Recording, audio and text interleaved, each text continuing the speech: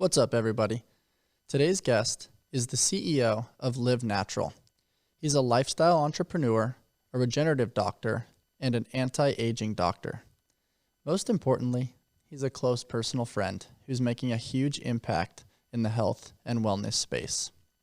I'd like to introduce Dr. Jason Phan, who is passionate in helping individuals reach their goals in health and in life.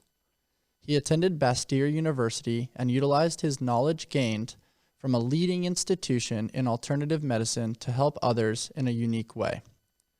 While his interest in biomechanics and rehabilitation of the body grew, he began to specialize in platelet-rich plasma therapy with joint injections in particular. He created Live Natural to be a platform for him to reach a large audience and impact not only those around him, but everyone in the world. He and his team are positively impacting their patients with alternative forms of medicine like IV therapies, PRP, and peptide therapy. They provide naturopathic medicine, IV treatments, and aesthetic treatments designed to refresh and redirect you to a life well lived. Their goal is to provide you with a healthy body, confident presence, supported mind, and an optimized existence. I hope you guys enjoy my conversation with Dr. Jason Phan. Move fast and break shit. LSKD develops functional sportswear with a streetwear aesthetic that's on a mission to inspire you to chase the vibe through sport, fitness, and adventure. I train daily in the rep shorts and love the versatility they offer. The zipper pocket is an absolute game changer. I go from training at the gym directly to meetings, running errands, or prepping for podcasts. The LSKD tribe has become true family, and we are excited to continue to develop our community. Shop now at lskd.com and use code ALLSMITH. We chase the vibe here at AllSmith. Let's all become 1% better every day. What's up, everybody? Welcome to another episode of the AllSmith Project. Today's guest is the founder and CEO of Live Natural Health. He's a lifestyle entrepreneur and an incredible regenerative and anti-aging doctor. My close personal friend, Dr. Jason Phan. Welcome to the show, man. What's up, brother? Thanks for having me. Dude, I'm pumped to connect with you. There's so many cool things going on in the world of regenerative medicine. But before we unpack that, man, you've had a hell of a year. Crazy year. Between the business side of things, the real estate side of things, you have a fiance now. You got a baby on the way. Dude, what's this year been like for you so far? It's been a year of just really getting in tune with self and really going with the flow of life. I think before I was just like navigating in a different way where you're trying to be someone you're not. And once I really got into my own self, everything just kind of domino effect. Isn't it so interesting? Like, love is such an important component to the human experience. You and I talk about that often. But before you can love another, you need to learn to love self. When we kind of think about that big four-letter word, what comes to mind for you? Like, how do you define love? It's acceptance of self and all that comes with it. Like the goods, the bads, the uglies, and what's behind the door of your own soul and personality and self. Yeah. And then can you allow someone, like I think love is accepting someone else, all of their flaws, what's behind the doors, and understanding they got their own things, and can you love it, accept it, respect it, and can you have that exchange? And typically the things that probably bother you about somebody else are probably things that you also need to personally sit with a little bit. I feel like love is almost this unconditional bond that is in pursuit of peak expression no matter what the stresses that get kind of imposed. And I think that's a really special way to think about it, because unconditional is a messy word, man. Like, it's one of those things where it's like, there's a huge commitment component associated with the word unconditional. And then when we take that even a layer deeper, and we lean it towards regenerative medicine, which is something that you do, you have to have an unconditional pursuit of trying to constantly improve your health.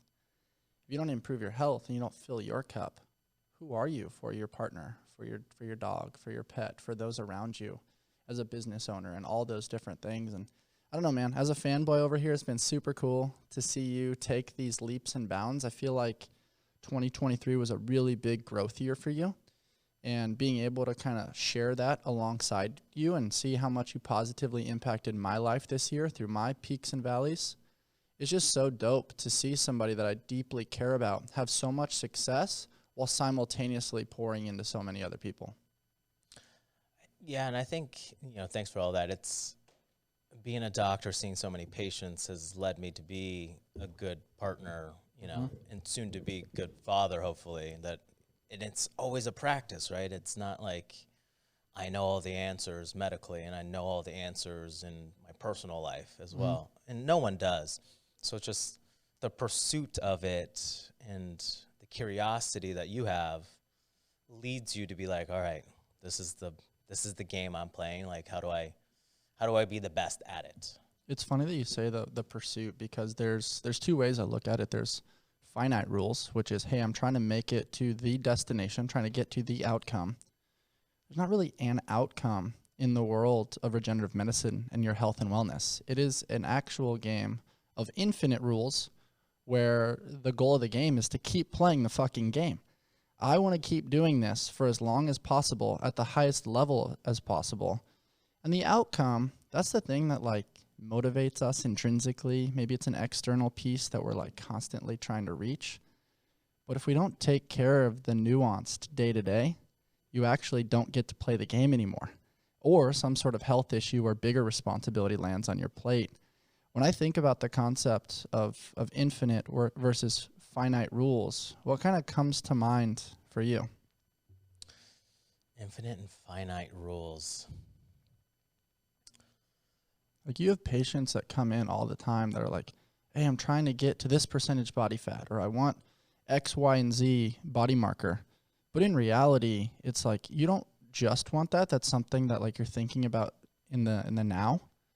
What you actually want is to keep playing this game and look and feel the part for as long as possible. It's the game of longevity, and why you lean in towards anti-aging. I think it's the pursuit of your highest self in all facets, right? And can you do it from a psychological level that most people don't think about? It's easy to have metrics of hormones and blood values, hemoglobin, body fat percentage, muscle mass. And you want these things because you see it socially, but can you pursue your ideal self? And that becomes father, spirituality, son, person you want to be in the world. And can you keep that fun over time and challenging? And I think that's what gets challenging for entrepreneurs. They have such a grind and fight, and they love it because they're addicted to the dopamine of it. Then once they make it financially, they're like, I can't get as much dopamine anymore. Like, I want more. And they find it in different places. Yeah. Athletes do it. Every single person does it, just in different facets. What was it about kind of your childhood and your life narrative that led you towards naturopathic medicine? Yeah, I think I tore my ACL when I was 16, 17. Once I did that, Percocets, surgery, recovery, PT, and I was first Percocet I took, vomited everywhere. And then after an ACL surgery, worst pain I've ever experienced, ever. I remember my leg was just elevated up, no blood flow. I literally tried to get up to go to the bathroom, and like all the blood flowed to my leg, and I was like, excruciating pains, like pins and needles, and I was like, no person that should ever experience this again. And then I was like, all right, what's a better way? Chiropractic, PT, naturopathic medicine I fell upon. And then I was like, there has to be a better way to treat injuries. And then orthopedics were doing PRP at the time. Kobe went to, I think, Germany, got a PRP out there. And then it started the stem cell talks, like embryonic stem cells, Panama, Then I followed the path, and I was like, oh, we can do this. This is safe. Like, there's obviously legalities and rules and all of that, but leading into the stem cell regenerative space, now there's clinics doing it and replicating mesenchymal stem cells, infusing those in the billions, and treating a vast array of different things. So that backstory of, torn ACL led to injuries and led to regenerative medicine and led me into medicine itself. I love that, man. It also shows why you have so much compassion and empathy, because you've been through a high dosage of pain. You've co-piloted now hundreds of thousands of people in their journeys towards mitigating pain and getting back to doing the things that they love. And something that's so special about you, Jason, that not every doctor has, they have great knowledge of the X's and O's most of the time. But for somebody very intuitive like myself, the deep connection for me was not just the psychosomatic component, being able to talk all things life, it's also the bedside manner. It's the ambiance that you and your staff are able to create in Live Natural Health. It's the staff itself. They all take care of themselves. You have a good-looking group of people that are constantly involved in the tribe, and it shows that they give a shit. Like, how you are on the external typically is associated with how you are on the internal. And so thinking about all these magical ways to create buy-in with your clients and your patients, what was the huge thing that led you to creating Live Natural Health? My biggest slogan in the beginning was like, live a life worth living. So I wanted to build a beautiful space that, people can kind of come to, and then acquire a team that's going to have the same vision and passion that I have for medicine. And then can you build the medical end of the knowledge, the education, the research. The hardest thing I've ever done is combining all of those things into one, and it's taken trials and tribulations to kind of get to that. But I built Live for people not just to have health, because health is very broad. Can you actually live the life you've always wanted? And that's the next step. Most people come in, autoimmune disease, I want to lose weight, I want to optimize. Once I get them to that level, the next stage is, how do I get to my ideal self? Yeah. And I plant that in a lot. You do a great job of it with consults, though, because you ask the deeper, more meaningful questions, which I get to do in a podcast space. But that also gives you data collection. You better understand the story ideation of each one of the patients. And that's the thing holding most of us back. It's the story that we tell ourselves. And then as a byproduct, we limit our grandioso potential. And so for me, it's not just, the IV therapy or the ozone or the PRP or the different forms of peptides, but it's also you actually care. And for me, what kind of led me down the rabbit hole of connecting with you was my father passed away from terminal brain cancer. I spent an entire year in a hospital. And that's what ultimately led to the onset of this podcast, was like I'd finish coaching downtown San Diego at about 8:30 at night. I'd go up to LA and I'd spend time with my dad, and I'd look at him and I'm like, man, he has a story nobody knows about. I know him as my father, but hey, what was Vietnam like, Dad? What was it like dating Mom? What was real estate like? What was your training like? What was love and adventure like for you as you were growing up in a very volatile world? And all of a sudden, it was just like getting to know him was rad. Being in the hospital sucked. All the beeping. There was a moment in time, dude, he had a brain tumor taken out of his head that was roughly the size of a softball. At 74 years old, that's a big surgery. We weren't sure if he was going to make it to the other side of that. He did. And going back to your comment around Big Pharma, they were prescribing high doses of Dilaudid, justifiably so in the beginning. My dad was a pain in the ass patient. They were short-staffed, and this was pre-COVID. And so at that time, the nurses didn't really know how to manage him. They were trying to control him, but then they just thought, well, we've got all these other rooms and patients we need to serve. Let's just give him a little bit more Dilaudid. That'll make him into a little bit of a vegetable. Nobody's really going to know, and that'll solve the problem. Well, I have a little bit of EMT experience. My brother's an emergency medicine doctor, so when I saw the dosage, I'm like, this seems off.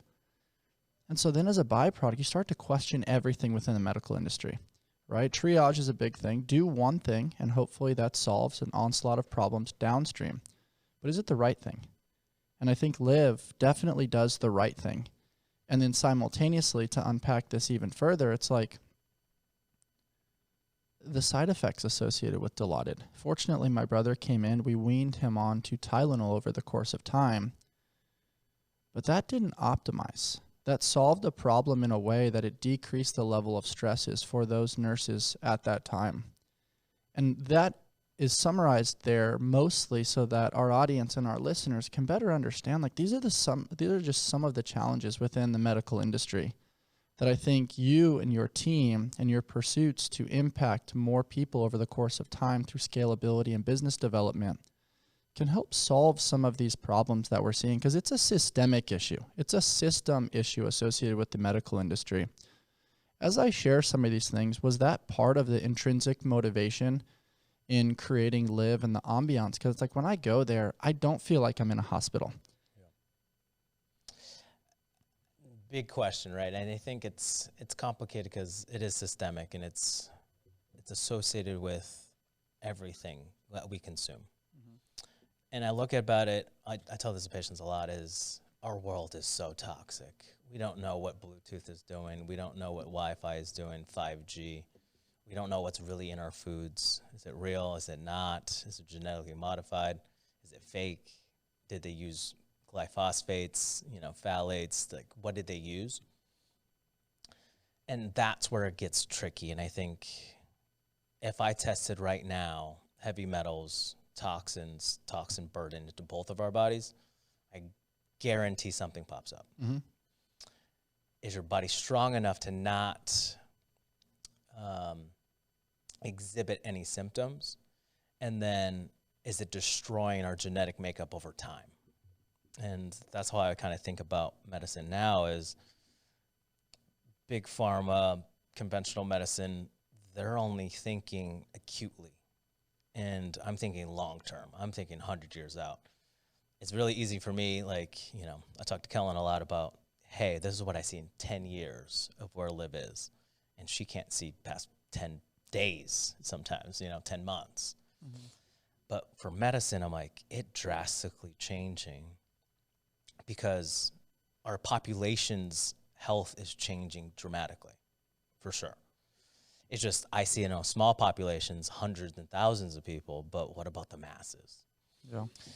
And that's how I kind of think about the movement of Live. Live is going to instill natural means to make sure your body is strong enough to combat these things, because we're not going to be, 6G is going to come out, 7G is going to come out.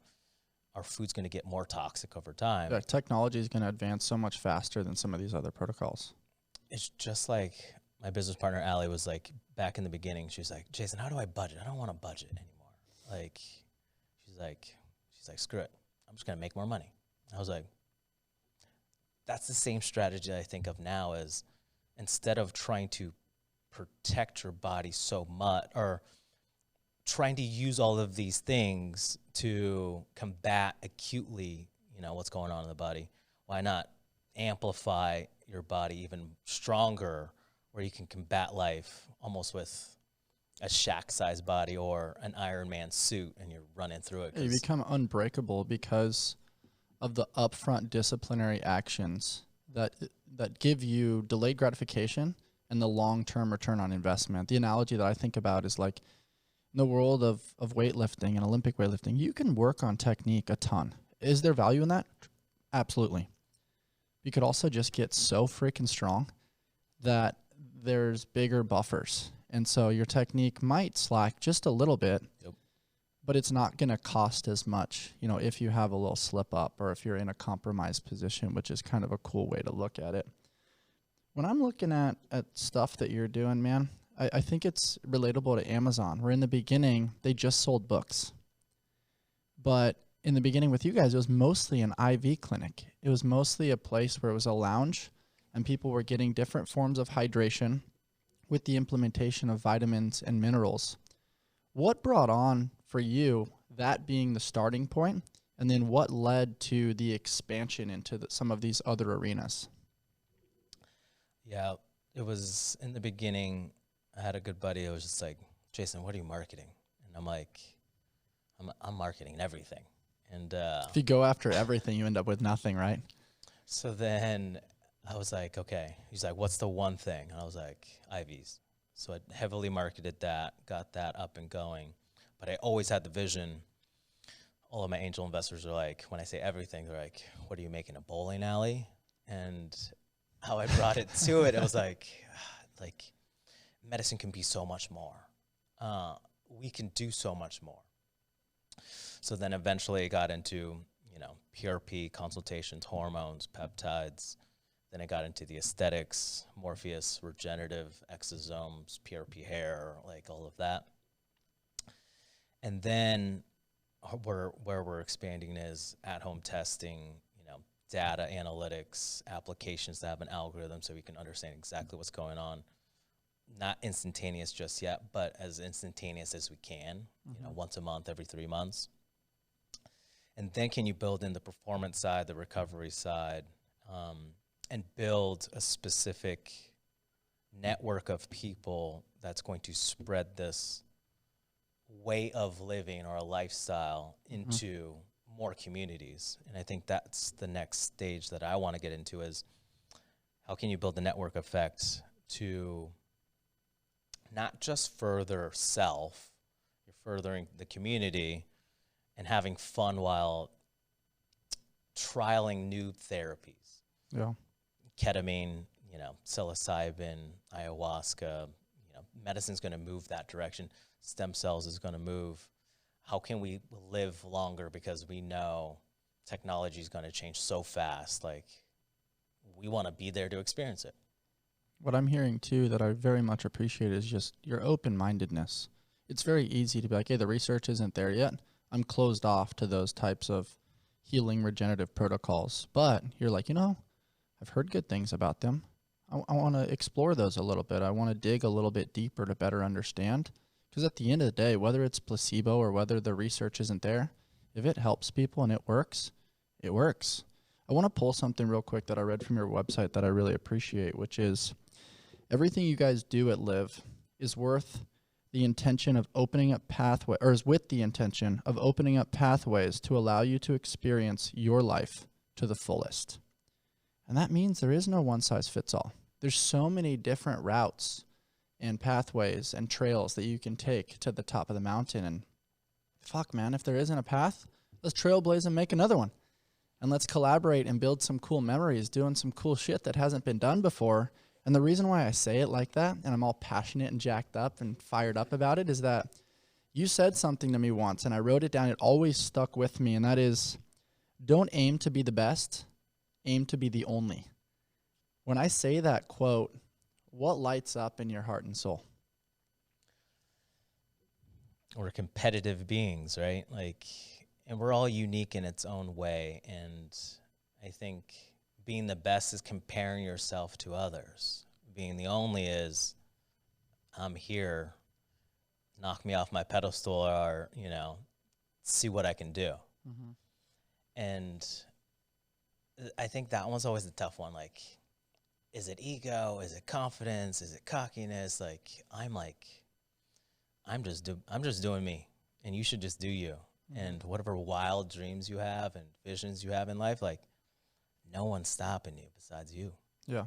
That's it. Kevin Hart has a really good bit on it where he's just like, I'm just trying to be better than me yesterday. And if I just focus on being a little bit better than I was yesterday, inevitably I'm going to keep evolving, keep growing, keep pushing the needle in the right direction. And it's in a very empowering growth mindset. And you've talked a lot about growth mindset with me and with your team. When I say those two magical words, what are the things that float to your headspace? Growth mindset. It's almost allowing yourself to be a little kid, little J, and can he just go out there and play? And growing is growing in all facets, Can I learn more about exercise? Can I learn more about finance? Can I learn more about taxes? And then can I learn more about being patient and just being, right? Can I learn into a meditation state? And I think that's the fun of life, when people are the masters or the gurus of a certain category. It's like you can see how much they're passionate about that one thing, and they'll be successful. But they're one-dimensional. But they're one, yeah. Then there's no fun, right? Yeah. My fiance told me, she was like, "You gotta slow down." I'm like, I'm business brain right now, right? I got a 5,000 square foot clinic, loans and construction and GCs and general liability and all that. So I want a checkbox life. And she was just like, "Jason, slow down. Like, you got to enjoy it." And my life is crazy right now, right? Like, baby on the way, planning for a wedding, new location. I'm moving next month to a new house. And I'm just thinking checkbox, boom, boom, boom, boom, boom. And for me, it's like, take a step back, enjoy the process, enjoy the stress. Because 2 years ago, you said you were bored. And look at you now. And definitely not bored. But most people, I hope, get to enjoy this process, because it's fun, exciting, scary, all at the same time. If you're, living a lifestyle like myself, and I just want to have fun. Peptides. There's been a lot of buzz about peptides and what they can do for the body, skin, muscles, and health. What exactly are they? And do they live up to the hype?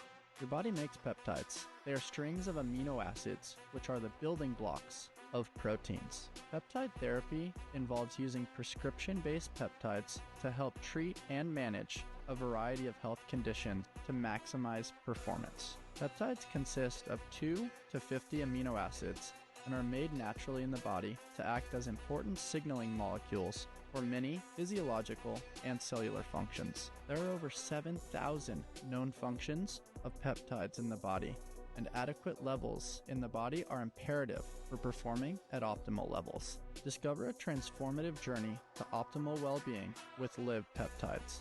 Live Peptides offer a natural and effective approach to health support. Embrace the difference. Choose Live for a path to vitality that prioritizes quality, innovation, and your unique wellness goals. My personal favorite is BPC 157 with thymosin beta for optimizing gut health, tissue regeneration, and healing. Head over to livenatural.com and use code ALLSMITH for 20% off peptides. That's LIVVNATURAL.com with discount code ALLSMITH for 20% off peptides.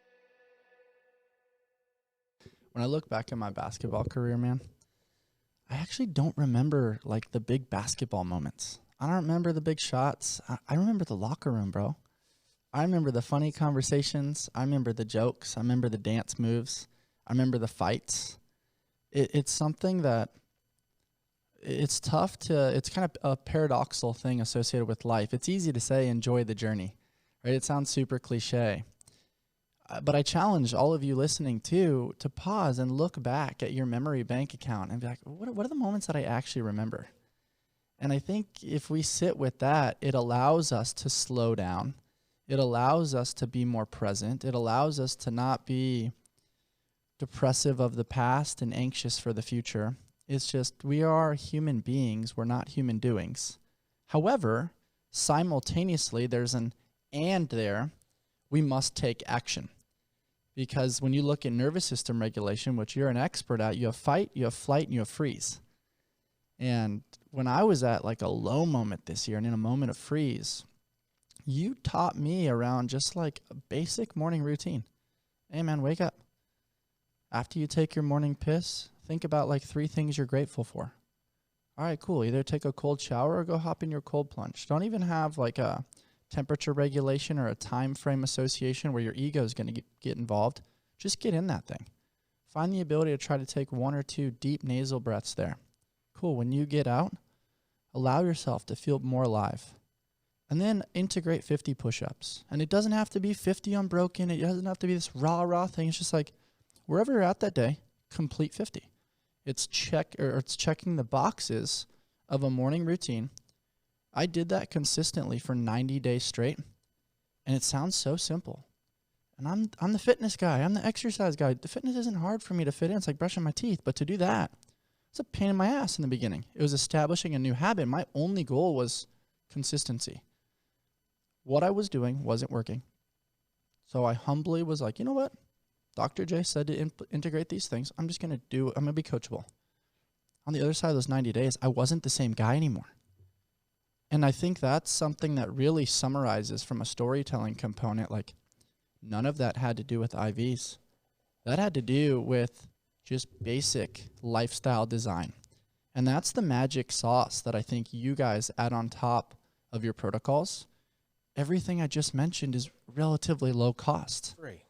Yeah. I tell people to take cold showers. Your nervous system right now gets so fired up. You know, you got a computer, phone, all these things in front of you, and we're stimulated with so much dopamine every single day. And your nervous system is in fight or flight all the time. And calming down that nervous system, because the easiest way to say it is circadian rhythm. As cortisol goes up, your stress hormone, melatonin goes down. At night, melatonin goes up, your cortisol should go down. If it's opposite, you get insomnia. If it's opposite in the morning and you're really, really low or really, really high with cortisol, you can either have really low fatigue or stressed out, and you'll burn the midnight oil and you'll crash at noon. What happens in the morning, though, to kind of reset your adrenals and reset your nervous system, instantly do 50 push-ups, 100 push-ups. It'll spike your cortisol up enough where you'll wake up faster. Cold plunge does the same thing. Epinephrine, catecholamines, norepinephrine will secrete, and then you'll be like, your body has to self-regulate itself, right? It's almost like a baby. You get cold, and then your body has to heat itself up and kind of stay warm. Once it does that, once you do the gratefulness and what you appreciate in life, you'll really reset your hypothalamus, your pituitary, and everything. And the day seems a lot more calm because your neurotransmitters aren't all through the roof or all through the floor. Yeah. The huge takeaway here for me is your unique ability to create buy-in. For someone like me at that time, I needed to take the big words and all the fanciness of pharmaceutical or medical communication and language and dumb that down to a third grade level because I wasn't ready to receive it. And so you used two famous words with me. Try it. Let me know what happens. And I thought that was so cool because it got rid of the science nuance and it solved my problem. But it forced me to be accountable. And I think you do an awesome job of that with people. It's like you have different membership bases, which are very important too, because in order to create accountability, people need skin in the game. If you're not financially, physically, mentally, emotionally, and time-based accountable and invested, you're just not going to do it. People do not value things that are free. And I'm very curious, like for you, when you look at the business model of regenerative or naturopathic medicine in comparison to the insurance model of traditional Western medicine, how are you able to find the right way to make that work, to integrate protocols that work, but because people are paying out of pocket, it's not an insurance model, it raises the eyebrows more so than other forms of medicine? It's probably the trickiest thing that I got into business-wise. Medicine is tough. You're combating a lot of different factors you have zero control of. And yeah, cash-based businesses, chiropractors, acupuncturists, alternative medicine, naturopaths, just med spas, they're tough. And it's the fastest growing industry because people are more in tune to be like, COVID scared us all. Yeah. And with that, you're like, am I healthy? Am I not healthy? Where I think medicine's going to navigate more into is most people are afraid of what? I think cancer, heart attack, stroke. So what about diagnostic imaging preemptively to understand what's going on in the heart? Can you get an echo? Can you get a CT of the brain? Understand exactly what's going on? Hey, I'm in the clear. And even imaging centers that you can do CTs and MRIs and echoes, they're going cash-based too. So I see medicine shifting and changing into a cash-based model, and I see individuals like myself understanding that and navigating our patients towards making sure they check off all the boxes health-wise, and then can you build a space that people love and enjoy the community, and they can push themselves to be the best they can. Yeah. It creates so much cognitive confusion for someone like myself, because I'm a product of what you guys do. I know it works. I feel better. I look better. I perform better. I think more clear. I'm living at my highest potential right now. But it's so challenging to self-reflect on, like, this other model is so fear-based. Like, if you don't have optimal health insurance, you actually get penalized on your taxes. Like, that's something that, like, I don't know if fear is the right approach there, right? The fear-based model that we look back at the COVID vaccine, and it's like the research wasn't there.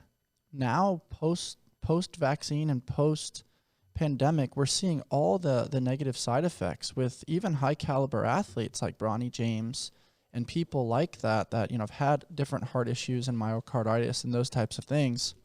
We now are aware of the lobbying behind the scenes that took place from Pfizer that was paying third parties to elicit a growth in buy-in from public perception. It's like, I don't know if fear is the best way. I mean, you just look at leadership. If you used fear tactics with all your employees, they'd probably flip you the bird and be like, dude, I'm not doing this anymore. I think the secret is education, entertainment, empowering, allowing people a peek behind the curtain to better understand what they're getting into. And I think the model that you guys are providing is very much that. It's providing the education. It's being like, hey, here's why I suggest this. And if you have any questions, let's go down that rabbit hole and have an honest, authentic conversation as to why I think certain protocols are necessary for you.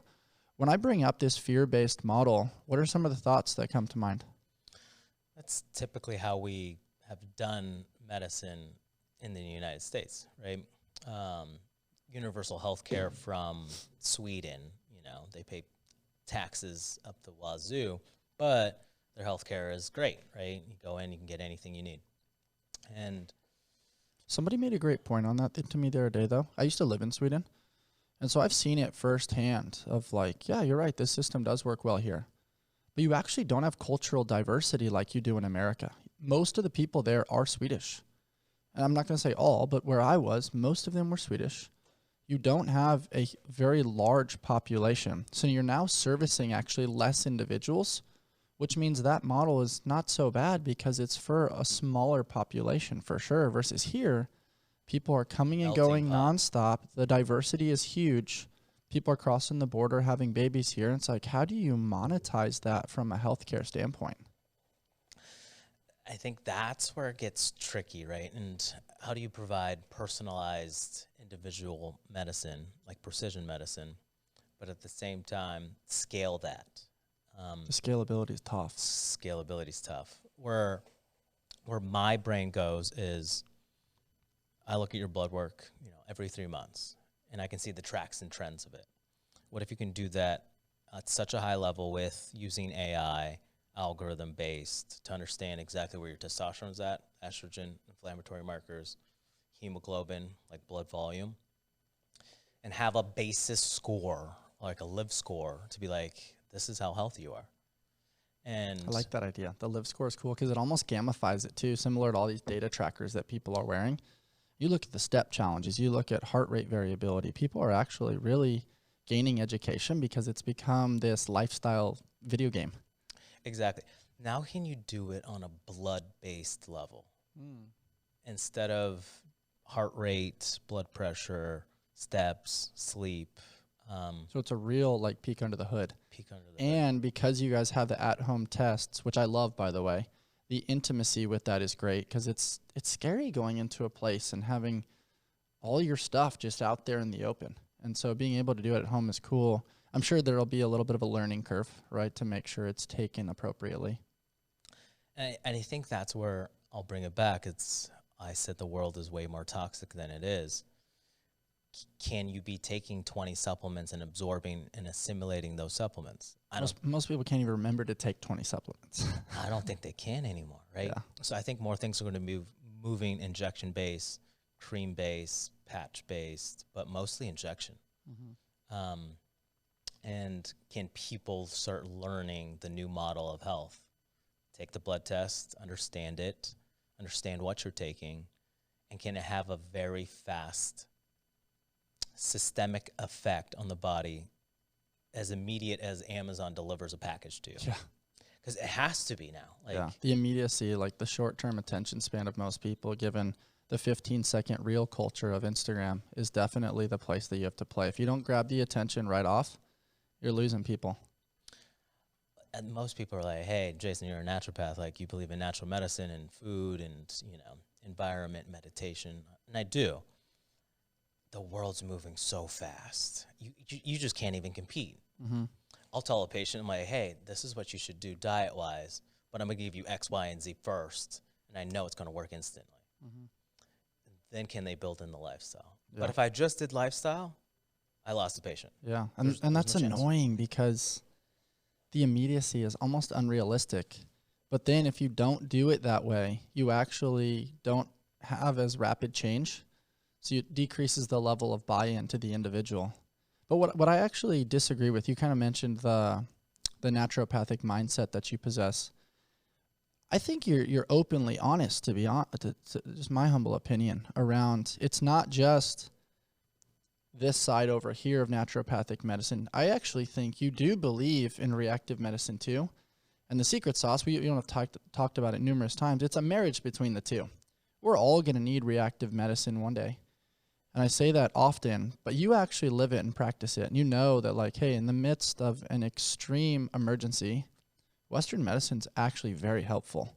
You're in a car accident, your leg's broken in 55 different places. Like, that's going to be really helpful for you. A peptide injection probably isn't going to help that right away. I do this a lot. And I'm like, it's here, saw palmetto will block 5-alpha reductase that makes testosterone into dihydrotestosterone. It's a light blocker, doesn't really drop that level as much. Propecia or finasteride blocks it heavily.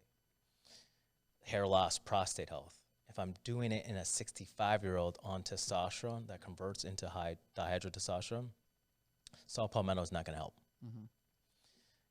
If they have an enlarged prostate, that's not going to help at all. Like, I got to use pharmaceuticals. And I, use pharmaceuticals as needed.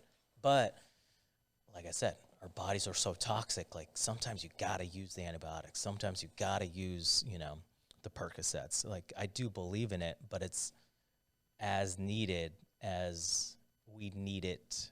It's used in an appropriate dosage with the right education, not for long-term use, knowing very well the potential side effects. Exactly. And then having a protocol of regeneration after the use of those things so you can get your body back, flourishing, as opposed to like fighting or one step slow or one step behind.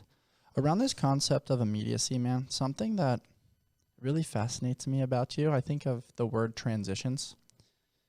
You're at home, you're now soon to be a husband, and then you transition to your dog Louie, and now you're a dog dad. And then you're trying to get your mind and your headspace right for you. So maybe there's some movement, some meditation, some breath work. Maybe there's, a skincare routine, whatever you do to look and feel your best to then take on the day. Now you're in transition to live, and now you're going to be in a leadership role. You're going to have employees that, are dumping their worlds on you. You're trying to manage their emotions. You're trying to empower them, but you're also trying to give direction because you're trying to get things done. But then there's the real estate, Jay, trying to figure out properties all over the world. There's all of the different medical practices of each one of your patients. I apologize if I'm overwhelming you because I don't even think you think of it this way. I look at it and I'm like, how the fuck does he manage all these spinning plates all at once?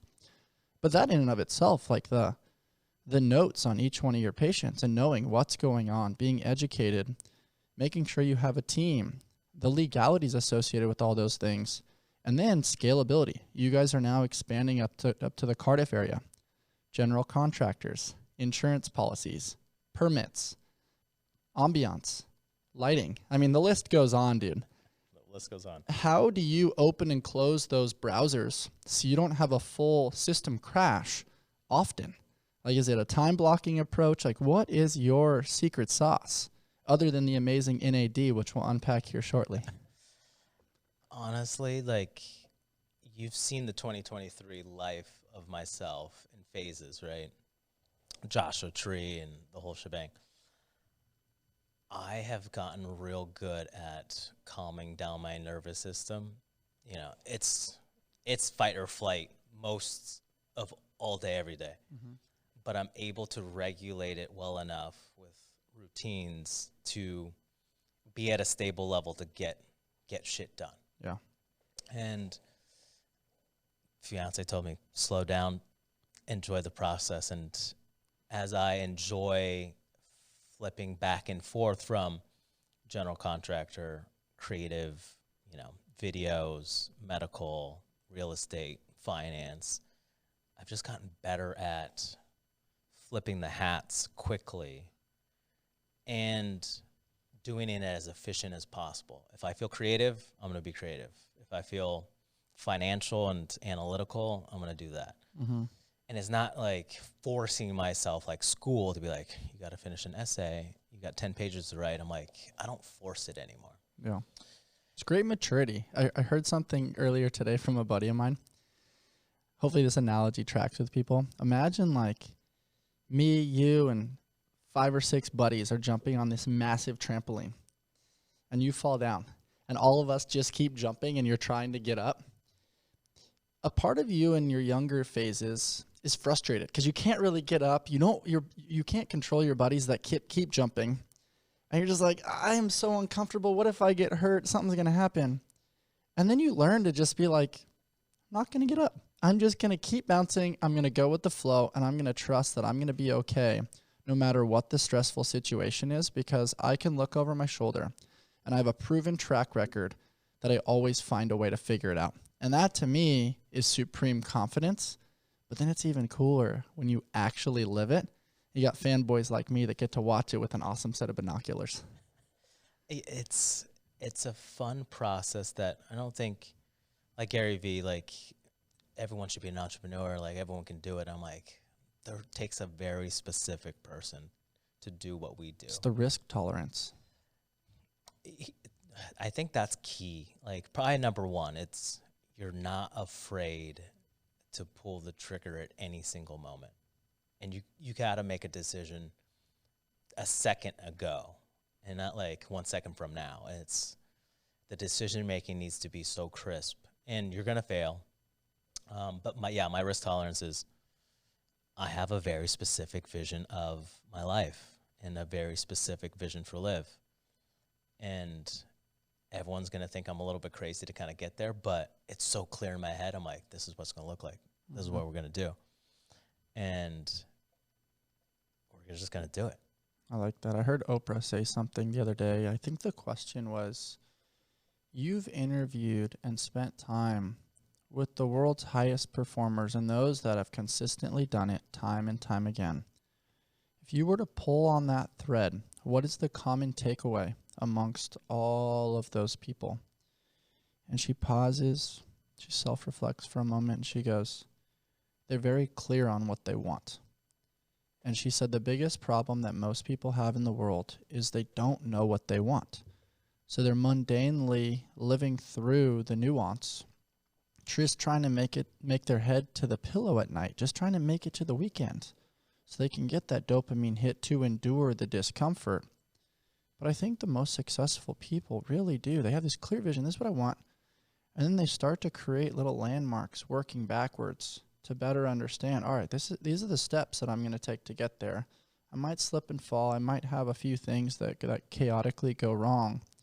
But I'm clear on what I want, because I actually would argue the biggest risk is not taking the risk at all. I mean, when I took the leap for the podcast, I was thinking, I cannot be the guy at 75 sitting on a park bench telling some young whippersnapper what I could have done with some sort of thought process potential. It's like, let's go do the thing. And thinking about the things, not doing the thing, talking about it, writing about it. None of those things are doing the thing.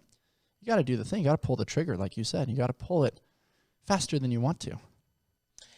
And and I think what you said about transitions is quite telling. It's understanding those transitions of your business, understanding the transitions of yourself. Mm-hmm. And this one's really good. Like understanding exactly what you want. I've had a journal since I think I finished medical school, so 27. And I journal every day, every week. It kind of depends on when I need it. But goals are always in the front of every single notebook. At 27, what did I want? 28, 29, 30, 31, all the way to 50. And I really reflect back and I look back and I'm like, you know, business, financials, car, baby, marriage, you know, all of the things were laid out. And I looked upon this year and I was like, well, we checked off a lot of those things. Mm-hmm. And it's just clearly understanding what you want and then understanding the transitions that you need to do in yourself and your life to get you to that stage to pull the trigger. Yeah, that was very well said. The other thing that's interesting to me around transitions is it's one thing to go from task to task and sort of be physically present.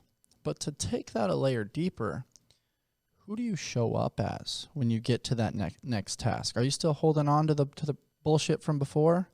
Or are you able to channel your energy, put the other stuff in a box, put it away until the appropriate time so you can be fully present in that next moment?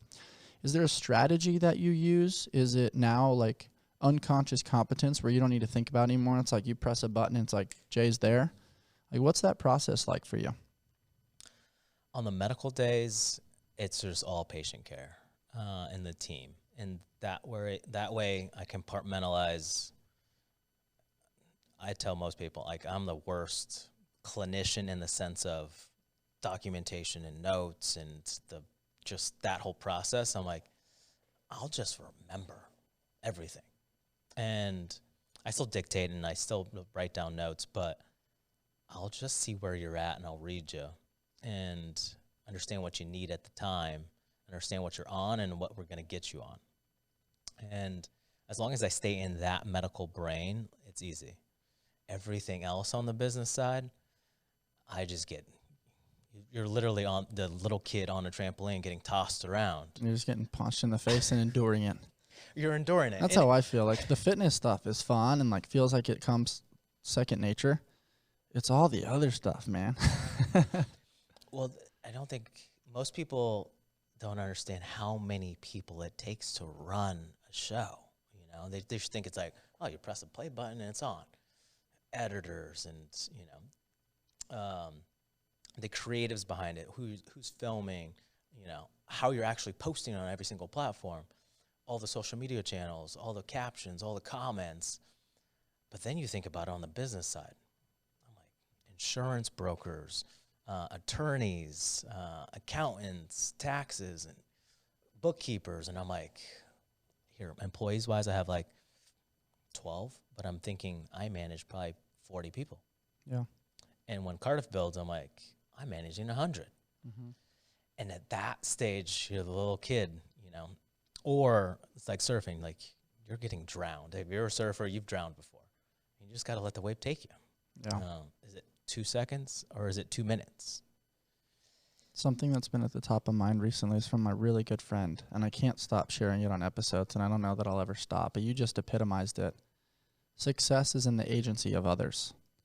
And the fact that you're able to fire fast, hire slow, bring in the people that align with the vision, that are bought in to mastering the mundane, that are understanding of this is an impact-based business. This is bigger than just trying to make money. This is bigger than some of the whatever preconceived notions come with the healthcare narrative.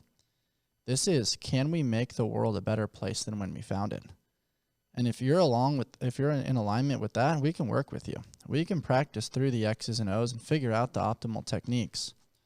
And I'm sure you feel that in the hiring process and kind of filtering that through your team now. There is a type of person that you want to be around. Same thing in friendships.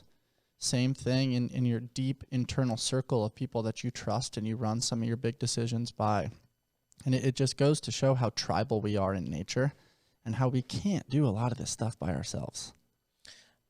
There's no chance I have lived to the stage it is now without the team, partners, business partners, and all of that for sure. And then the patients, right? But yeah, you're building a community. And I did a video up in Cardiff. He's like, why did you build this location? And I was thinking about all the medical and all of that. And then I was like, to be selfish, it was all about having fun. And the fun is in the build, the process, and the vision I have with things. And the biggest gratification that I get is patients getting better. But the number one was actually the staff operating, running the show without me. And Kellen did a golf tournament, and I wasn't there. I was doing something, and it was so good that Julio was there, who's taking videos. I saw the videos. Everyone's having fun. They're talking to a bunch of patients and enjoying golf. And I'm like, I just won the championship. This is what people want. Like a business to self-sustain and self-run while they're having fun and their smiles on their faces, and, they're connecting to the community. Yeah. And after that, I was like, all right, how do I do that again? And that's really, because the money factor, like, it means nothing. I started to live with $3,000. Now we're making $3,000 an hour sometimes. And I'm like, there's no end or rhyme or reason at $3,000 when I started versus now. Totally. I've learned through the process, but my Cardiff location is costing me $3 million. Yeah. And I'm like, I've never seen, $3 million just sitting on a table before, but can you manage that well? And the money probably meant more when I was poor versus now. Yeah, totally. I mean, going back to what you're saying about Kellen and the golf tournament, it's the ripple effect, right? Can I empower somebody that understands community, that can speak the language, that has been a byproduct of not just the services, but also the many, many case studies that have come in and out of those doors? I always like to say, in certain facilities, if the walls could talk and they could share some of those storytelling moments of, there's tears, there's challenging conversations, there's amazing conversations, there's health biomarkers improving 10x than what you thought they would. There's failures. Oh man, I really thought that protocol was going to work and it really didn't. Let's try to figure out why. And all of those things are part of the beautiful journey. But the biggest journey is pausing and self-reflecting, and the humility and deconstruction of the ego, knowing that I shared my vision with people that I love and care about, and they executed it without my presence, so I could worry about all of these other things that I probably keep off of their plate. And there is very few things as fulfilling as that. And if you can continue to do that over the course of a lifetime, like, it's not just employment, it's giving people the opportunity to do something that lights their heart on fire. And that's very special in the job market and in the world. How many people hate their jobs, man?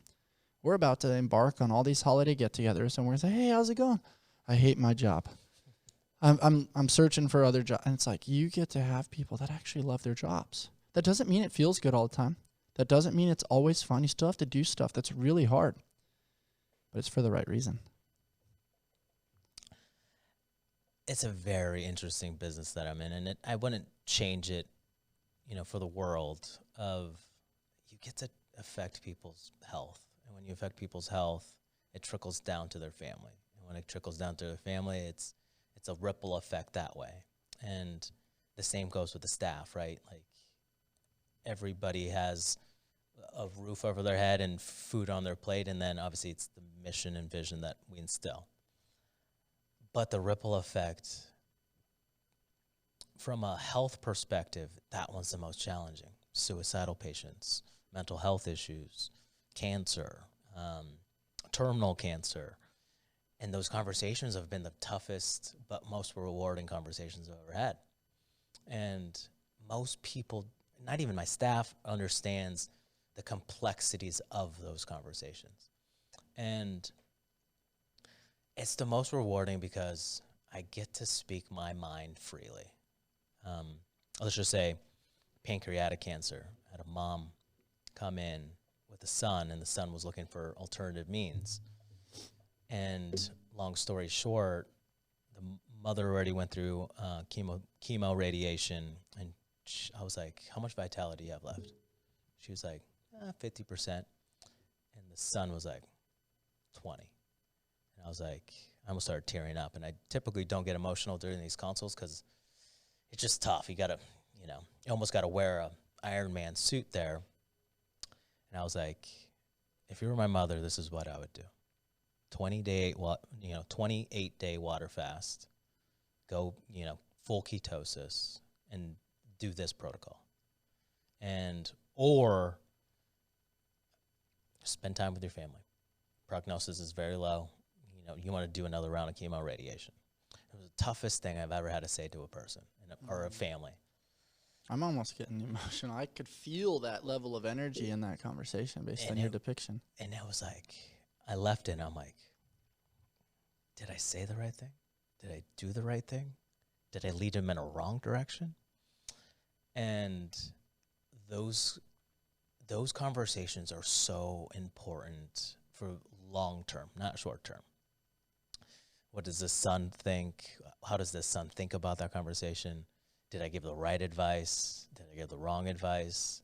And hopefully it opened up the open-mindedness to have a conversation with his mother, and obviously, hopefully she's okay, and but if she's not, like, hopefully it led them to a place of acceptance. Mm-hmm. It almost seems like the right dosage of being a realist and an optimist, and making sure that they have something to look forward to and feel like there's light at the end of the tunnel in some ways, but then simultaneously not over-delivering on that where you're giving falsified information. And that's really tough.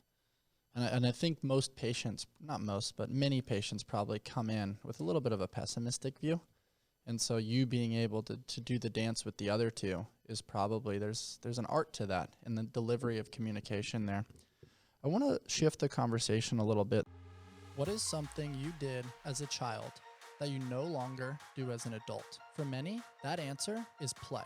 RX Smart Gear allows for your daily workouts to turn into play and exploration. In my training, the Frevo rope gives me access to a versatile rope that I can take with me wherever I go. On the road, at the beach, to the park, or playing at home, RX Smart Gear jump ropes fit my needs. We at Allsmith trust RX Smart Gear. Their gear is always reliable and gives me peace of mind that I will have top-notch equipment to support my health and fitness journey. Hop on over to RX Smart Gear and use the discount code ALLSMITH to shop their latest cutting-edge gear. Have your gear work with you and not against you. Something I also really appreciate on the website is live healthy. That's around like the treatments. Live confident.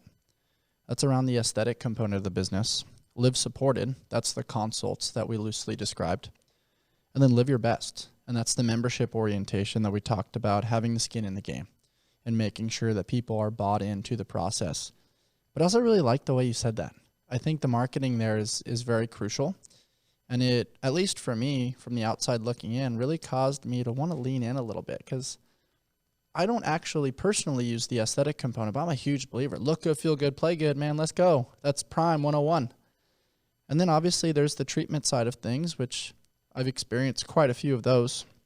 And then better understanding. Like, we can get all the blood panels in the world. What does all this stuff mean?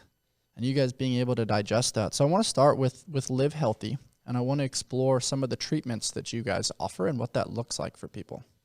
Yeah, most people don't know what's under the hood, right? So Live Healthy is going to be your biochemistry physiology.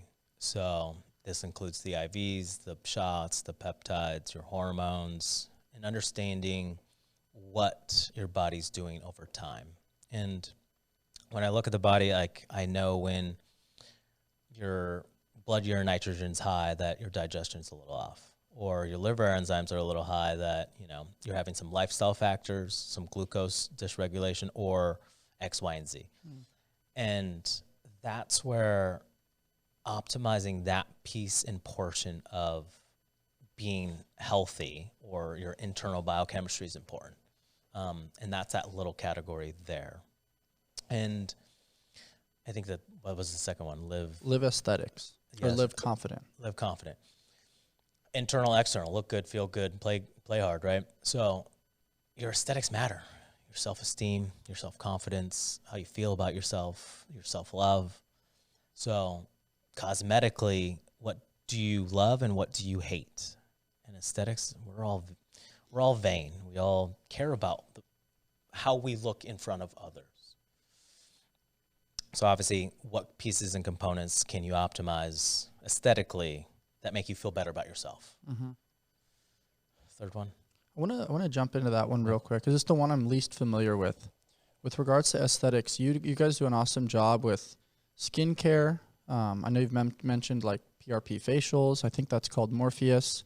There's different types of fillers that are used, which help with wrinkles and those types of protocols. And then you have hair regeneration, which is another one that's very important. Let's unpack those a little bit. I want people to have a better understanding of like, what does that do? What does it look like? What are some of the risks associated with it? I know, the fillers are something that I'm least familiar with, and better understanding those I think would be really fun. How I look at aesthetics is most individuals look at botched or something like that, and you're like, oh, they did a bunch of surgeries. I don't want to look like that. Aesthetics is moving more regenerative over time. So PRP facials is your own, platelet-rich plasma applied as a serum, and we microneedle the face to cause injury to the face, but it stimulates more collagen and elastic fibers of the face. Morpheus actually is a radio frequency, so a specific frequency of light. Actually, it microneedles, but it heats up the tissue. As it heats up the tissue, it kind of pulls it more to the surface. So you get some skin plumping, regeneration, collagen, elastic fibers. And you can apply exosomes, which are messenger RNA extracts of stem cells, and it starts regenerating the face a little bit faster. Very cool. And then do you guys do Botox too? Botox as well. So those neuromodulators will numb specific muscles in the face that cause wrinkles. And if you're doing small amounts in the right places, those ones are good for the muscle over time. And then obviously fillers are going to be, now there's things called Sculptra that actually get into the tissue, create facial rebalancing or restructuring. So you can put it into the chin, jawlines, cheeks, lips, and it'll start regenerating and creating, it's called an extracellular matrix. It'll actually start creating tissue into those specific spot that you might be lacking. Totally. And all of these things can be very regenerative to health. They can be great for the mind. But like most of us, myself included, if some is good, more is better. It seems to be, at least when I look at the people in the Hollywood magazines, there's an addictive component to some of these aesthetic procedures. How do you guys kind of educate the patients to help them understand, like, okay, I want to understand the why. What are you chasing here? What's the goal? Or what are you running from is maybe even the better question. And what are those conversations? Because those are very challenging conversations too, and another element of the business that I think isn't talked about as much. Yeah, that piece of the business is growing, but most people are self-conscious about something. Yeah. What are you self-conscious about? And can you open up the trust with the provider to, optimize certain features? Is it nose? Is it eyes? Is it wrinkles? Is it skin texture? Is it, you don't like the jowl or the neck and, or hair, right? Hair is huge in men and females. So it's just opening up the conversation, putting the mirror back to the patient and asking what don't you like? What can we optimize? And I think it's more for the patient. There are some patients that overdo some things as well. And obviously as providers, we got to tell you got to put your foot off the gas a bit. But that's more of the mental, emotional factors of your self-confidence and self-esteem, but optimizing specific things for yourself to age gracefully over time. That's what Live promotes. I love that. Aging gracefully over time. That's very beautifully said. And the one that's my most favorite and probably has you putting on the therapist hat a little bit is live supported. You're phenomenal at supporting, man. You check in. I've got friends. I've got all kinds of people that come see you. You check in regularly, and then simultaneously you create formal consults too to digest very complex information. What do the consults mean to you? Because I think that's like really like the nucleus of the business that allows all the other things to funnel appropriately. Yeah, I was actually explaining a lot of process in the car with Kellen on the way here, and it's just, I was really good at just reading people, and as a young age, all the traumas and things that I've had, working through those, can I look at a patient, just being there person to person, analyzing it from the medical end, but also analyzing from a mental emotional end. And it's really important because I tell patients this all the time. I can give you the perfect protocol. None of it matters if you don't got this screwed on right. None of it matters. 50-year-old, 4 kids, wife, 500 employees. Like, if you can't show up for yourself and then this isn't on right, the perfect protocol of testosterone, growth hormone, X, Y, and Z won't help anything. And what I typically, I think I've done this practice a lot, is just your ideal self. What percentage are you there? Bryce, at your age, ideally, where are you at? 50%, 60%, 80%. There's always the gap. I want to say something real quick on that note. You actually have asked me that question many times. So that's not just a preconceived podcast. I'm going to say this because it sounds good. Like, you actually do that. And when you pause and self-reflect on that, it's a really good way to self-reflect and digest information and share, like, hey, I'm doing really well in these things. And wow, I really need to put some extra time and attention into these other things because they're just clearly not working, or they're just way behind the curve of these other things. I just really appreciate the honesty and consistency associated with that question. Yeah, and it's important, right? And I don't try to open up the can of worms that most people have from therapy or counselors and things like that. I'm really just trying to slightly put the mirror back and be like, what do you really need? What do you really want right now? Mm-hmm. And can you answer that for yourself? And I will do everything I can and push the team to do whatever they can to help support you in that. Yeah. And that's what live supported, totally really means. And those great questions too. I mean, the famous quote, nobody cares how much you know unless they know how much you care. Knowing that there is a mental and emotional component allows the protocols to work better because people can feel the care. I mean, you can say it all day, but if it sounds like marketing BS, it doesn't track. And then you also ask those questions. Hey, are you ready to receive this? Or do you just come here to kind of get a quick protocol and get out the door? And that's what leads me to the next piece, which is live your best. How do you guys help educate people around the consistency of application for things like the treatments that we previously discussed, as opposed to people that just want to come in and get a one-stop shop? Hey, I'm hungover, want to get the quick IV today. But they consistently are putting a picture over a hole in the wall instead of trying to fix the actual hole. I think the easiest examples for hair, right? Like, I usually ask men, like, how's your father's hair? Like, it's pretty bad. And I'm like, how's yours? You're like, it's receding a little bit on the side. And I'm like, 30 years from now, 35 years from now, you're probably just going to be just like your father. And it puts it back to be like, what do I do? PRP exosomes tell me what to do. And I'll put it back into optimization. Like, you got to do things now. If you wait 30 years, you're going to just, medicine's going to fly by you already. So are you doing the peptides, NAD, optimizing hormones, inflammatory markers, making sure your cardiovascular health is up to par? And are you getting the newest therapies that are out there for mind, body, spirit? And medicine will change in moving that direction. Like we talked about before, psilocybin, ketamine, like there's a lot of different therapies that people are doing clinical research on and investing resources into because those things are working from the mental side also the physical side, and obviously the spiritual aspects as well. For sure, man.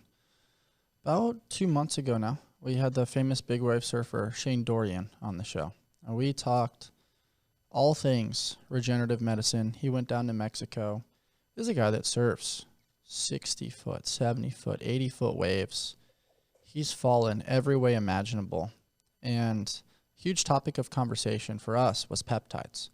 We've loosely hinted at them. There's a wide variety of them, which I'm sure we'll go through today. Correct me if I'm wrong, but peptides are short chains of amino acids that are regulating growth, acting as neurotransmitters, and help with immune responses. When you define peptides to people that come in and they're like, what do I do? Here are the symptoms that I'm experiencing. How's that conversation start? Peptides are protein sequences that will stimulate the body to secrete specific hormones, enzymes, processes. And for instance, CJC will stimulate pituitary gland to secrete somatotropes, which is growth hormone. I think medicine's going to move more into the factors of telling your body to do more. So if it's underproducing, tell it to do more. And same with testicular function, same with pituitary function, same with inflammatory responses, cytokines, which is your immune cells. Like, we can modulate these things. What does that mean, modulate? Modulate means, can you alter your body's biochemical process, like the system of how your immune system works, to get it to stimulate more. So, like, let's just, for instance, thymosin alpha, don't worry about the big word there, it stimulates T cells and B cells in the body to secrete more, which is your immune cells. You can get into a bunch of science with Th1 pathways and all that, but just think about your immune system mounting a bigger response. So if you had a cold or a flu or COVID, your body's going to mount an immune response, right? Spike a fever, you're going to get congested, you're going to start building up some mucus, so your body can expel those things. The fever is good because these bacteria can't survive in that environment when your body's at a 101 temperature. Now, when you take thymosin alpha, you might actually get a little bit worse because you're mounting a bigger response. Now your fever's at 102, 103. Now you're building more mucus. You have a bigger headache, but you've expedited the process to eradicate that bacteria. I'm tracking. That was a good way to describe that for sure. You've said this before, and I believe you, and I definitely have heard it float to the surface a lot. Joe Rogan's talking about different types of peptides, and you said peptides will be the game changer in medicine in the next 1 to 2 years. Why? This is where I think the game changer is with peptides, is our bodies are so toxic and it underproduces. And we're constantly fighting different bacteria, organisms, mold, heavy metals, phthalates, glyphosates. Like, I see BPA in people's, bodies. Can we optimize our body, immune system, cellular function, mitochondrial function, and can we combat it by using our own body's own functions? And I think that's where the game changer comes into play. So BPC 157, decreasing inflammation internally, instead of taking an NSAID. Instead of taking an antibiotic, can you take thymosin alpha? Instead of taking synthetic growth hormone, can you stimulate your body to secrete more? LO37, can you, instead of taking an anti-mycotoxin or anti-mold or an antifungal type medication, can you take a peptide that will tell your body to eradicate these things? So it does it from a more natural response with less access to side effects. You're less reliant on it. From what I understand with the usage of peptides, you can wean off it more appropriately without being dependent on it for the rest of your life. And I'm just curious, what are maybe your top 5 favorite peptides, or maybe the top 5 most frequently used among patients that you've seen? BPC 157 is probably the top. They've been using that for years. Yeah, Joint Rogan injuries, talks strain. about that with elbow injuries from jiu-jitsu and grabbing onto the gi a lot. Yeah. How's the elbow? Awesome. That's definitely something I've integrated, and it's back to like, dude, I was having a hard time texting. I was having a hard time drinking a cup of coffee, walking my dog when he pulled on the leash. And I'm very happy that we integrated that protocol and highly recommend it for people out there. Yeah, BPC 157 is, probably number one. Number two, CJC ipamorelin, stimulates growth hormone. Why the blend? That's something I think a lot of people are always curious about, because people check out like what's it called, Peptide Sciences, and they see these different forms of blends. CJC 1295 is pretty well studied, and there's a lot of popularity there. But why paired with ipamorelin? So your body's smart, right? So if you secrete more, it secretes more somatotropin. Somatotropin will drop and decrease growth hormone in the body. So anything that rises, it tries to grab it and pull it back down. So CJC and the ipamorelin combo will inhibit somatostatin and decrease that level while secreting more growth hormone. So it allows more into the system. Is that the same or similar reason why BPC is often paired with thymosin beta? Exactly. So thymosin beta will increase the anti-inflammatory effects of BPC tenfold, and they've been seeing that. So different combos are good, and obviously we're getting more and more research, clinically into using these peptides. Very cool. So those being the top two, what would be number 3 that you typically have seen great results from patients as far as peptides? Great results-wise, thymosin beta, paired with BPC, immune function, inflammation. That one's a big one there. Another peptide that I typically like using is MOTS-C right now. It increases mitochondrial function. So powerhouse of the cell will actually improve that. It decreases the chances of sarcopenia or muscle wasting. So that one's great. Another peptide. I feel like a lot of people in this world right now, obesity is a big part of conversation. People want weight loss. What are the peptides that you typically use for weight loss? Semaglutide's probably the biggest one. Trizepatide's the other one. So is Ozempic, Mounjaro. But that specific peptide, they're making tons of that specific peptide. And they used it for obesity at first in glucose control, decreasing, chances of diabetes. Actually drop blood sugar, but it decreases appetite. So most patients are kind of using that now for weight loss. And negative side effects: nausea, vomiting, loss of appetite. But patients will get acid reflux, constipation, lightheadedness, so fatigue.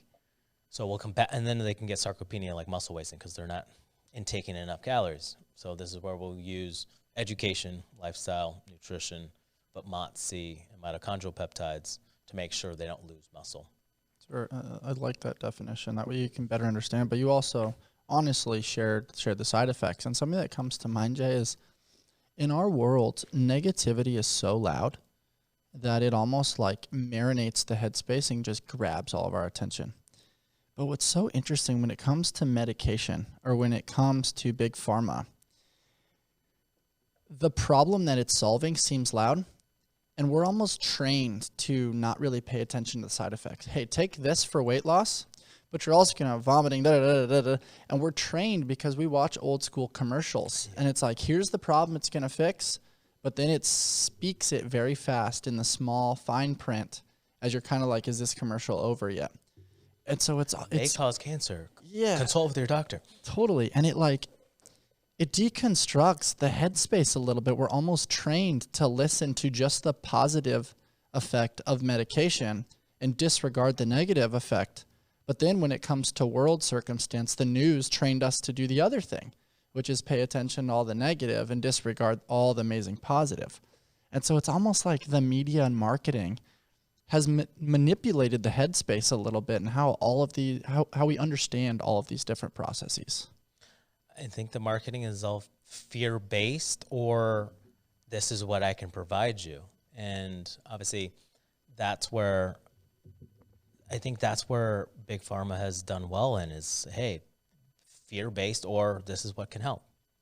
And obviously the negative side effects, they'll just mask it with another medication or supplement. And it's just really educating the patients on what is actual good health. Yeah. And it's encompassing of a lot of things, right? And it's tough to encapsulate into one thing. And this is where Peter Attia is great with, hey, here's specific things that you can do in your daily life that can improve. Huberman does it as well. And can you implement those small things over time to kind of change lifestyle? But if you're just talking about pharmaceuticals or peptides and whatnot, I'm like, can you do the one that has the least side effects, and can you change the lifestyle at the same time? Yeah, I definitely want to dive into that a little bit more. Peter Attia and Huberman are doing some really cool things for sure. But something that's also working really well for you and a lot of your patients is NAD therapy. What is that? And how do we kind of define that for people? NAD is nicotinamide adenosine dinucleotide, but big fancy word for... I'm glad you said it. I had it written down here, and I was like, oh, I can't say that. There's no way. It improves mitochondrial function, but cellular regeneration. So think about as we were formed, chromosomes split between your mom and dad, came together, made you. And from that, you had to replicate over and over and over and over 30 years later.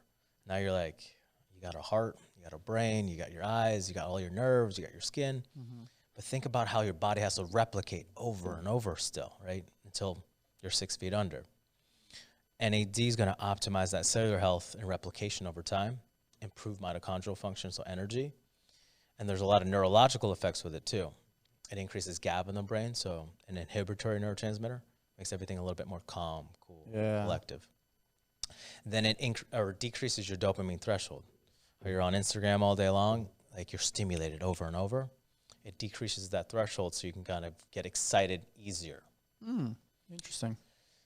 Then there's a lot That's why it helps with the depressive side effects that people experience in their life.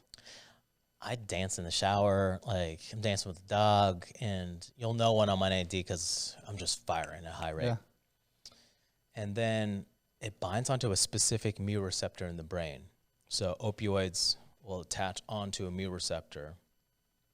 And as you wean off of opioids, you get withdrawal because that receptor is like, I want more.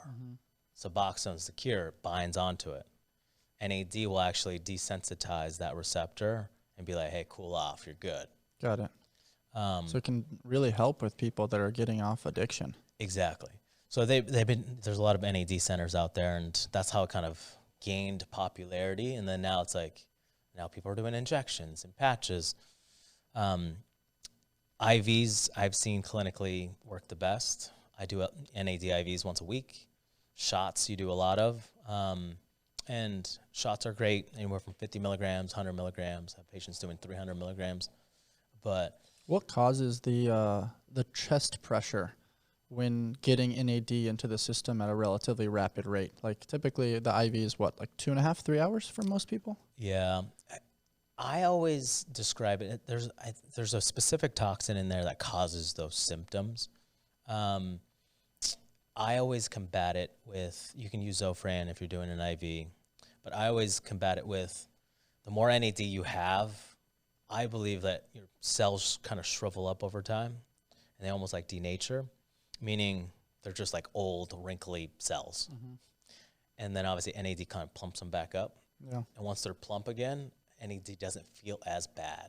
Yeah. I'm envisioning like a backyard garden. If you don't tenderize it, those plants start getting shriveled, old, and just kind of dissipating. But if you tenderize that soil, give it some love and tender care, the fruitfulness is going to be plump and green and vibrant. Exactly. Very cool, man. Let's jump into the concept of stem cells. The Trident family taught me something really important this last year, that we are all a bundle of stories, both good, bad, and everything in between.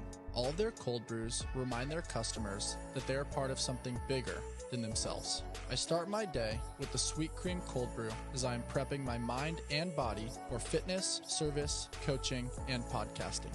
With various locations in San Diego, they offer over 14 nitro cold brews and a variety of specialty drinks. You can find the perfect brew and pair it with one of their treats from the Keto Bakery. You can check them out over at tridentcoffee.com and use code ALLSMITH to take your coffee experience to the next level. That was a huge topic of conversation with me and Shane Dorian. He did it throughout his whole body almost, and all up and down his spine, in his knees, in his hips, in his shoulder. What are stem cells, and what are some of the benefits that people can get from stem cell therapy? All right. So same concept, right? Chromosomes, they split between both parents, made you. You had different forms as you were born, a mesoderm or an ectoderm, an endoderm. So you had to make your heart, you had to make your lungs, you had to make your brain, your nervous system, your skin, everything. As you have that, these stem cells, they're pluripotent stem cells that can differentiate, meaning they can turn into different things. Then it goes totipotent, and then it changes into different cells. Where they're actually taking stem cells is a mesenchymal stem cell will come from a baby byproduct, umbilical cord, placenta, embryonic fluid, placental fluid. That's why I've heard jelly. People like encapsulating different forms of the placenta. So obviously the mother had to make all of these. Mothers are amazing, by the way. I love every single mother. I love my mother. But like the human body of a female is fascinating. You're making a whole nother person genetically. But they'll take that baby byproduct, they'll process it, they'll sterilize it, then they'll extract a mesenchymal stem cell.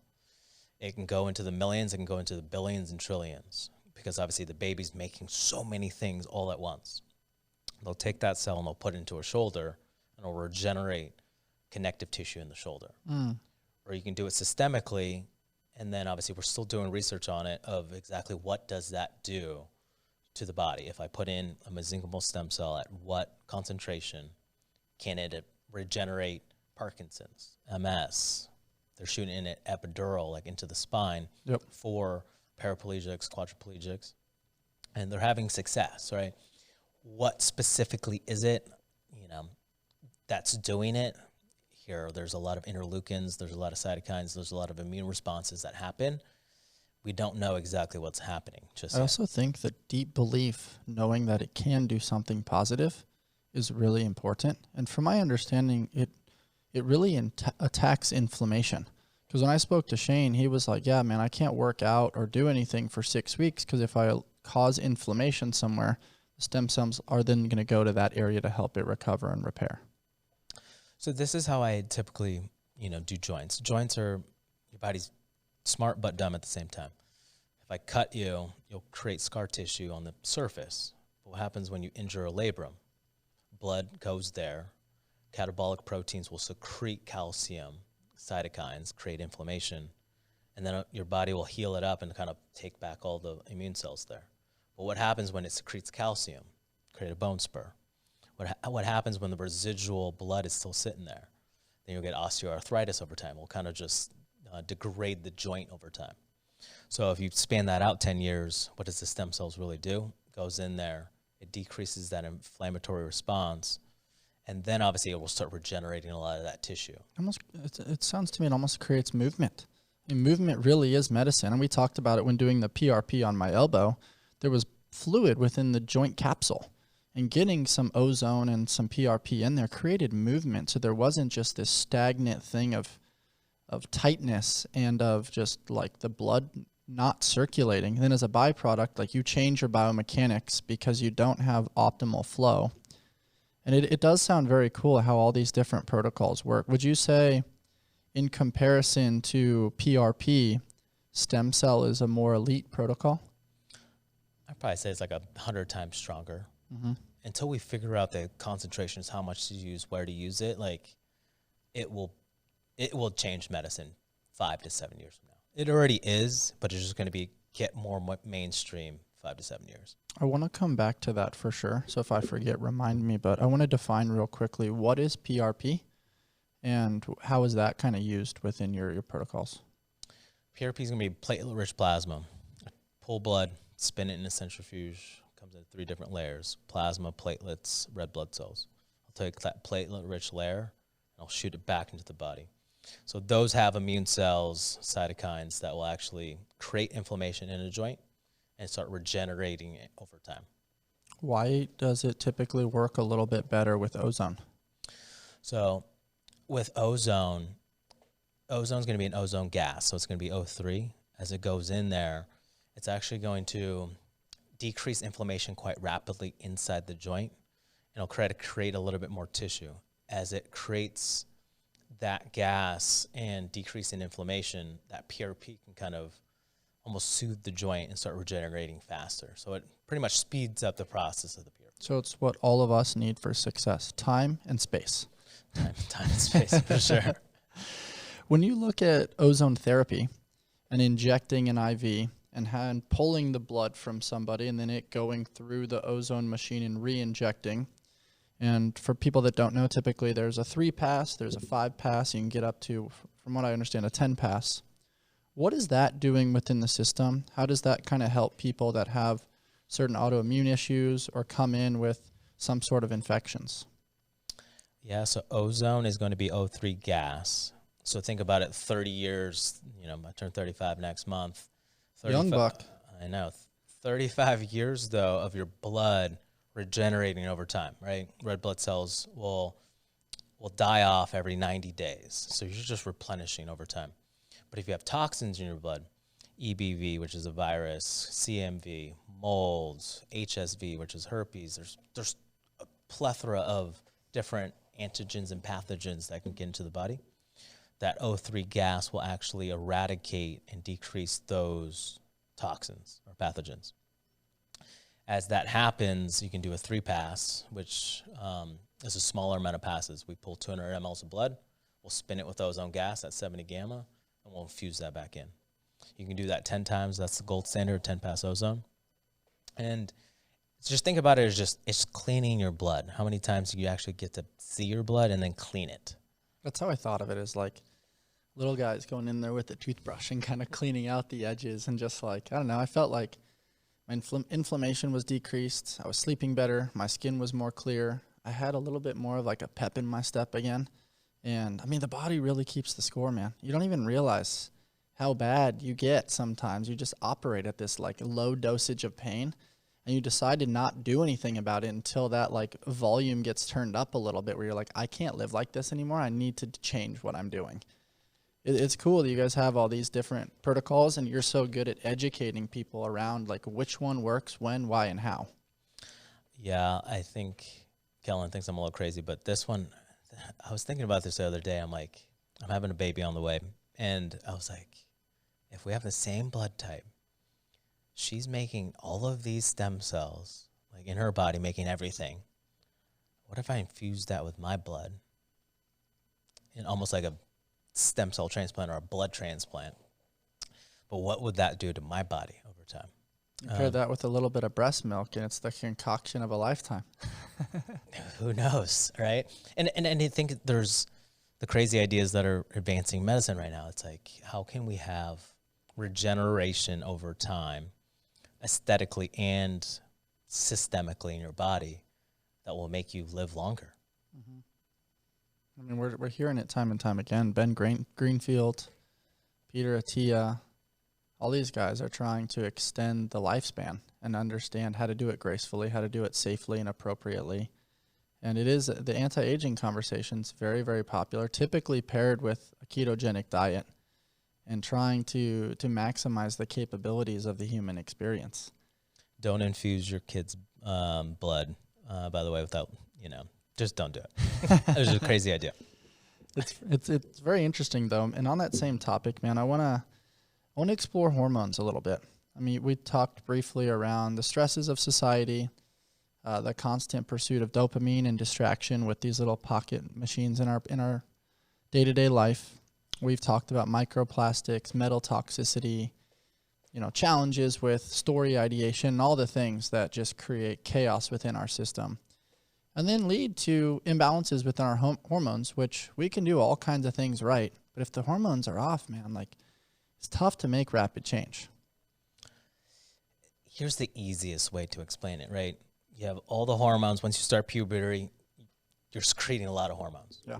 Growth hormone, testosterone, estrogen, everything's kind of in balance. Your body balances it all. As females go through perimenopause, they're stopping the reproductive age, right? The whole cascade drops.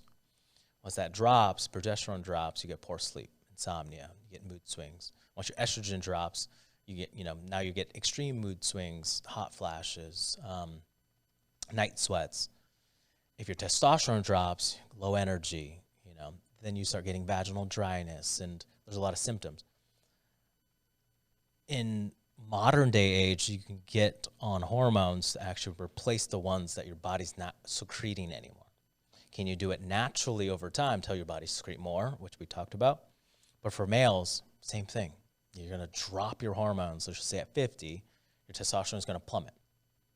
Easiest example is women's testosterone usually sits around 20 to 40. Men's testosterone sits around, let's just say optimally 1,000, 1,100. It's inversely related with estrogen. Estrogen in me and you, typically it's sitting around 20 to 40. So it flips from men to female.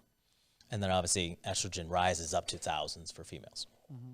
So optimizing those hormones over time will lead to better sleep, better performance, libido, energy production, executive function, body mass, body composition.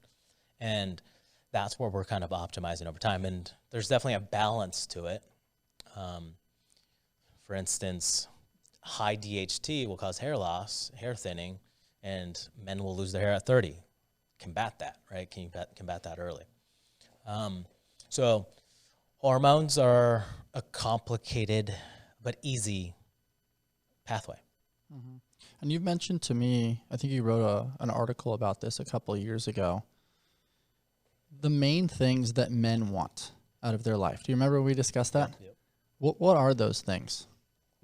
Men want to look good, feel good, have good sex, make money. Fifth one, family.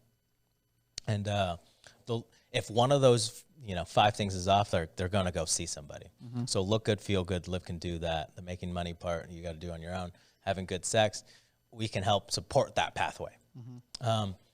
So with hormones, like men and women, right? Like they both want look good, feel good, have good sex. Can you support those pathways? Typically, what I see with hormones, you got to think about it. Your gonads or your ovaries are secreting the hormones. Your brain is telling a stimulatory, it tells a process to start. But if you have a TBI, you've had head injuries, concussions, your pituitary gland can get inflamed and you can secrete less hormones. And you can have negative side effects from it. Or if your body's fighting inflammation, this is the most common one. Patients overweight, they have a lot of inflammation, they have metabolic syndrome, which is a dysregulation of cortisol and glucose. Their body's obviously constantly fighting the inflammation, and they're not trying to procreate, not trying to create hormones. So you got to combat the inflammation first, and your hormones will go back up. Yeah. But in this modern day age, in 2024 next month. But Jay, I want the fix, man. I want the fix. I don't want to change my lifestyle. This is where the toughest part is can I implement a protocol to make the fastest Amazon-type change quickly while sprinkling in the lifestyle and understand what's hard for them? Yeah, it's fucking genius. It's like hiding vegetables in an omelet. Exactly. Yeah, you have to do it now because I can give the perfect protocol. This is what you do. I got your testosterone to 1,100. I can do it. I still feel like shit. Mm-hmm. And I'm like, this is where all the components of health need to come into play for me to do the best job I can. Mm-hmm. Sure. It's understanding meeting the patient where they're at and understanding some need to be killed with kindness, and more often than not, honey works better than vinegar. But then there's some people that explaining to them lifestyle factors and here are all the things that you're doing that aren't working just isn't working. So you have to kind of use a little bit of vinegar and say things like, the best way to not get fat? Don't get fat in the first place. Like you made these choices and these lifestyle circumstances to not move and to put those things in your mouth and to drink and not sleep and all the things that led you down this path. Now we got to work backwards to unfuck all the things that you fucked. That's a hard one. It is. It's heavy, and it doesn't sound nice, but at least it's truthful. At the very least, it's honest. And I find it hard to believe that most doctors and close friends are going to actually say that to you. And I always appreciate the black and white honesty. Oh, I love it. You got to have those friends that are going to tell you just straight up, this is how it is. Because if not, you're riding through life with, you're riding through life naked. Yeah, totally. I want to jump into the sex component with women specifically here with, they're in a tough spot. I mean, from my understanding, there isn't male birth control yet, which is a very controversial topic in and of itself. But so many women are using different forms of birth control, right? There's is it IUDs? IUD, yeah. IUDs. You have the one in the arm. You have the pill, and obviously that's going to change hormones tremendously. And so it's having that honest conversation around safe sex, around how to counteract maybe some of the side effects associated with birth control while still having good sex and living the lifestyle that you want. What do those conversations look like? And obviously you have women's health experts on your team to help, carry that appropriate conversation. Not a women's health expert, but the conversation around these is I always like the body to be as natural as possible. Mm-hmm. The contraceptives that you use, there's plenty out there now, but dysregulating your hormones at the age of 16 is, just for the birthing component it's going to be harder to reverse later. And obviously you're going to have a lot of dysregulations with hormones. Having hormones in your pubescent years is warranted in certain cases. But the contraceptives, like, practice safe sex, have the education around sex itself. And for females, understanding the cycles of when those cycles are, how heavy they are, and the education around those, and how hormones affect those. Those are important. If you're weaning off of IUDs or birth control, there's a lot of different supplements out there, but the sooner you get off of those, the better. Just because your body is dysregulated on a month-to-month basis, and if you want to protect fertility, this is where infertility rises. You want to protect fertility, get off of those, get your body, optimized. A lot of NAD, glutathione, vitamin D. I got some protocols out there to help be as fertile as possible. Yeah, I think it's a really important conversation to have and bring it to the forefront. I like that you mentioned the cycle, because I definitely think there's so many things that go in alignment with that. It's not talked about much, but I bet men have some sort of hormonal cycle as well. We just don't bleed. And so it is something that should be talked about as far as like, how much should you be training? Why are we sleeping more in this season? Why are we consuming more calories? What is the little whisper that the body is trying to tell us? And how do we listen to that whisper, develop an intuition to then optimize our health long-term while simultaneously being safe? It's just, there's a lot of moving parts there. And I think sometimes, especially for women, it can be very overwhelming. I think you're right? Like, men's hormones fluctuate over time for sure, right? And I think this is where this will change medicine. I talked about this on a previous podcast. I was like, if you have instantaneous blood data, changed everything. You'll know when you're ovulating. You'll know exactly when your testosterone's high. You'll know exactly how much, this coffee is affecting my cortisol levels versus glucose levels. You'll know everything. But on the fertility side, most couples are having kids later in life, right? And your fertile age is, women are fertile from 10, 11, 12, 13, like once they start puberty, to perimenopause, right? But think about this. It's the easiest way to explain it is past 40, why do they get increased risk of Down syndrome, chromosomal defects? Your body has to replicate over and over and over, right? When I explained that previous concept, it's harder to replicate efficiently when you're older. So not recommending most kids have kids when they're younger, but it's your body's going to be stronger at replication when you're younger than when you're older. Yeah, totally. I think there's so many factors that go into that. I mean, one big one's the cost of living, right? It just takes longer to make enough money to not only sustain yourself and your tribe and what you're trying to do with your wants and needs and goals, but then being able to try to support another human. There's the controversial conversation around, is college the best, option for kids these days, given the fact that you're 6 figures in debt and you're paying back those student loans for the rest of your life? I think there is a big money conversation associated with that for sure. I'd also probably argue like the dating apps are kind of a problem, because it's like you're in a relationship, but then you can always like disconnect, disassociate, hop onto social media, swipe left or right, and play this game where it creates this cognitive perception of the grass is always greener on the other side. And then as a byproduct, everybody's non-committal. Everybody's onto what they perceive as the next best thing. And then as a byproduct, it's hard to develop that long-term committed partner, which doesn't happen till later in life when you're like, all right, I need to make this fucking choice now, or I'm not going to be able to make this choice. That is a very, very real problem. And I discuss it a lot. It's about understanding what you want. Second part is understanding the transition that you're going to need to make. And third is probably switch to number one is you got to love yourself unconditionally, like that word.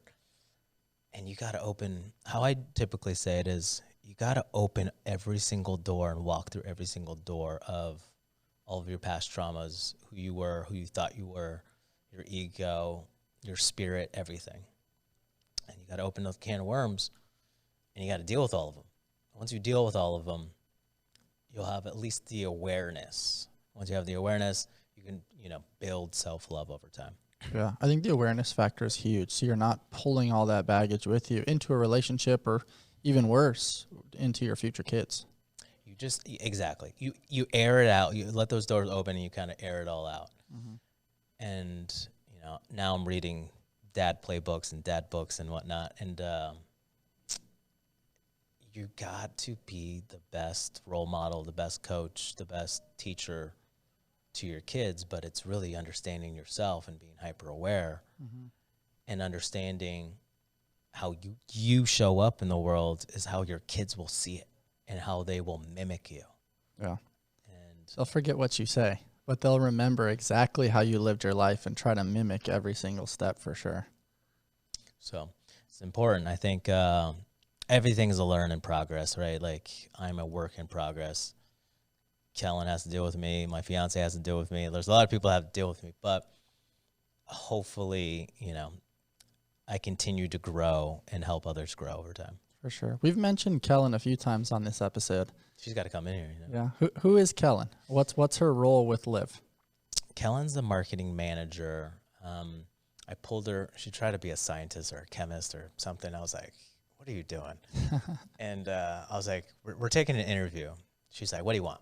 I'm like, I got a lot of things. I think you can fit this role better than what you're doing. And she's like, all right.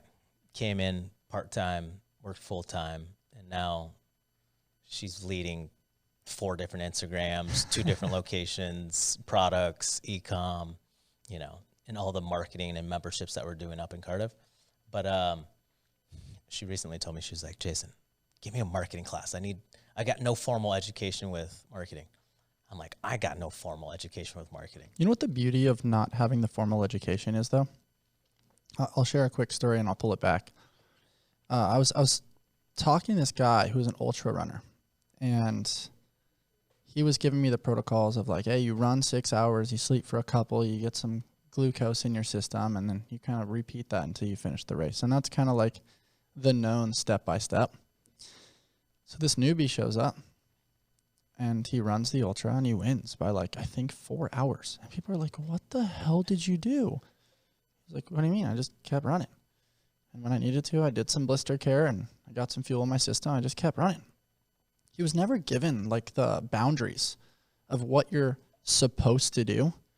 And so then he was just inventing new ways as he went. He was a fucking trailblazer that just like defied the odds. It's like the 4 minute mile back in the day. What is possible? And then who are we becoming in the pursuit of what's possible? Like, what is marketing? It's bringing attention and awareness towards something that we know works especially in this industry and what you and I have discussed for the last hour or so. And if you use it and you believe in it, it's really not marketing. It's like, let me share this with my friends in this amazing world out there, because if it helps me, it'll help you too. I think marketing, and when I bring it simply, it's having a creative idea to gain eyeballs, Yeah. and executing at a very high level. And there's a lot of different tactics and tools and things like that. And I think here, I have no formal degree with business as well. I got a formal degree with medicine, and I'm still constantly learning medicine, business, marketing, sales, all of it, all at the same time. Yeah. My buddy said it to me best. Couple buddies actually who went to high level, very prestigious business schools. And, I always give them pushback. Like, what did you actually learn there? And, of course, like now I'm knocking on their door trying to get all the tips and the tools, but I didn't realize and I wasn't ready to receive them back then. But the big takeaway that I've heard is it puts you in the same room with high performers. It gets you in the same room to have elevated conversations, because when you first start out, you don't know what you don't know. You don't know things that have worked. You don't know the historical track record of business and finance and marketing. And being able to be around like-minded individuals that are pushing the boundaries in those arenas matters. And I definitely think that that's a huge takeaway there. And I think that there's value to the other side too, though. Like going in with a blank canvas and a paintbrush with this creative mind, like you can make a Banksy, man. It's hard either way, right? And acquiring here, got to have a good idea, got to get the right people, and then you got to give them the resources and get out of the way. I think that was Richard Branson, and Nice. I'm trying to do that, right? And that's probably the toughest part, getting out of your own way. But supplying as many resources as possible for your team to be successful. Another thing that I heard on what you just said on getting out of the way, and I'm sure you'll experience this in parenting, you have to allow your team to make mistakes and not jump in and try to triage it or fix it every single time, but rather listen. Hey, why did you do that? What was your goal? What was the outcome that you were seeking? Do you want my advice? And in some cases, you have to give it. And in other cases, you're just like, throw the key away. And it's kind of like I was coaching this guy one day, and his son, I think he was like almost 3, like 2 and change. He's in the kids area, and he took all these like tables and blocks and things and like stacked it up to like right here. He found a way to climb up to the top. And I'm coaching him. He's doing some back squats and pull-ups. And I look over them like, hey, man, you want me to go get him? He's like, no, I actually want him to fall. I'm like, well, what do you mean? He goes, if he falls, he's going to learn the lesson. It's like touching a hot stove. I got to let him make that mistake so he realizes to not do that, especially when dad's working out. And I was like, oh, man, that has to be the hardest thing, is watching your children make mistakes, knowing that they can be very easily solved proactively, but knowing that, man, you got to learn this lesson the hard way. Yeah, and I think that's where it's going to be. Here, life is a learning process, and you got to understand those transitions, and you got to understand everyone's living their own life, and you got to let them live that experience so they learn and grow. So, but yeah, fatherhood's going to be it's going to be quite the doozy for sure. I want to come back to that for sure, but I promised I'd come back to a big topic. And the question that I'm very curious about, Jay, is what's the biggest thing that holds you back, that holds Liv back? What is that one thing that, like, if you could just take an eraser and just get that thing out of your way, or that obstacle out of your way, what is it? Fear. Everyone's fearful of something, that biased fear that most people have, consciously or subconsciously, from the team. Once you get rid of that, everything else becomes easy. Meaning, you hold yourself back because you're fearful of something. Are you fearful of success? Are you fearful of understanding what's behind that other door? Are you fearful for not being enough? Like, are you feared of failure? But the fear and understanding what that fear is and overcoming that will allow the business to come to another level. Once everyone understands it on the team, it's easy for us to apply that messaging within healthcare to spread it and scale it. Mm-hmm. Wow. I want to get real for a second on that component of fear. First of all, what comes to mind is like, fuck everything and rise. FEAR, right? But I also really think you mentioned the concept of not being enough.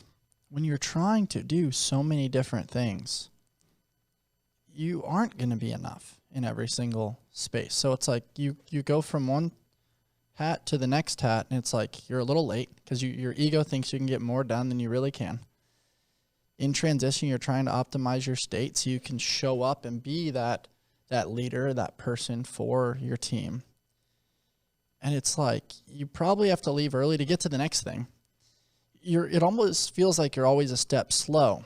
But I think a part of the feeling of not feeling enough is actually part of what makes a successful entrepreneur. Because if you always feel like you're enough, you're not chasing anything. So I think you need to have something to chase, but you also have to have that level of fear of like, man, what if the well dries up and I run out of money? What if I have to fire that employee? Now they're going to be suffering around the holiday. Or I think that you need to be in the middle of those two things, in pursuit and running from, and then figure out the right dosage. So that way you're not just like chaotically living in something that is decreasing everything that you are. And so it's like, it's hard to kind of paint that picture and know what's right and what's wrong. And so you just have to keep showing up, man. And I think the not being enough piece comes into all of the things that we were talking about before, right? Your aesthetics, your energy levels, and not being enough when you show up, you're like, fuck, I could have done better.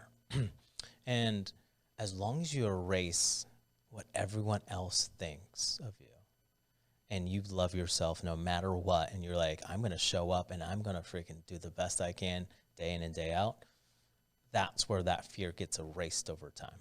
Yeah. And that was a big one for me, right? Like everyone can say like, oh, I don't care what other people think. And as long as you can 85% erase that thought, I don't give a fuck. I don't care. Yeah. Like, I'm doing me. Yeah. You're trying to do the next right thing without allowing the expectations of others to penetrate your decision making. What's the right thing? Making $1 billion or helping 1 billion people? Like, there is no right thing in my mind. I'm like, it's just an open-minded conversation around, here's the pros, here's the cons, here's the variables. This is what I would choose. This is what you would. But understanding that fear, and everyone has a different type of fear. Yeah. Understanding that fear, you almost unleash the shackles, and you're like, you're going to be a chaotic jack that runs through life and just, terrorizes everything. But you're free, right? You're having fun. Or you're going to be very analytical, methodical, and you're going to, what you see in your head, what you have envisioned for your life, you're going to get it done. Mm-hmm. So. I like that. I like the freedom concept, and I'm just thinking of like an eagle spreading those wings, man. I think another thing that I want to tackle with you today is we discussed all the magic that comes from Live Natural Health. We discussed peptides. We discussed NAD. We discussed IV therapy. We discussed the magic of the consults, the business model, how you guys can help with people that are like sick, fatigued, dehydrated, they're inflamed, the whole thing, the whole shebang. But now the FDA is getting involved, man. And, we're seeing rules and regulations being placed on naturopathic and regenerative medicine. How do you guys kind of navigate the newer protocols that get implemented and access to materials, access to certain ingredients and medicines? What is their role, and how does that positively and negatively impact you and your business? Medicine and rules and lobbyists and big pharma and pharmacopoeia laws and all of that changes drastically. Can you use peptides? Can you use hormones? Is this, Schedule 1 drug? Is this Schedule 4 drug? Like, things changed over time based on clinical use and how the population is using things. But navigating that is it's fast. You go drive 30 miles down south into Tijuana, you can do a lot of eclectic medical services, medically induced hyperthermia, all the stem cells, and they're inpatient clinics down there. Here in California, pharmacopoeia laws are changing drastically. What you can kind of get here in California gets tougher. Arizona's different, Colorado's different, Florida's different. So navigating that is tough in the business realm. Don't budget, just make more money. So you got to keep growing. And I think other providers out there, you either got to partner up or you got to keep growing, because you got patients that depend on you, you got staff that depends on you. But the business, how I look upon it is like elevate, grow, or die. Yeah. It's a great metaphor for so many different other things. And what kind of education do you guys help provide for like an HSA, a health savings account, for people to budget for things like the services that you guys provide, and kind of deconstruct the narrative around the insurance model? Like, oh, I can't afford it. And it's like, well, maybe monthly you set aside a certain numerical range that fits within your lifestyle means to proactively prepare for things that we know work, we know are going to make you feel better, are going to enhance the quality of your life and get you continually participating and enrolled in doing all the things you love.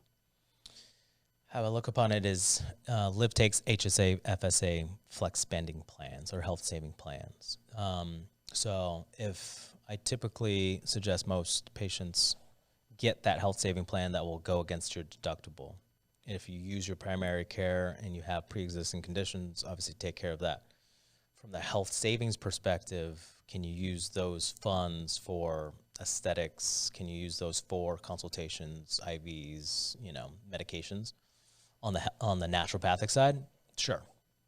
How I look upon it is the investment into self now for health. How much time do you spend?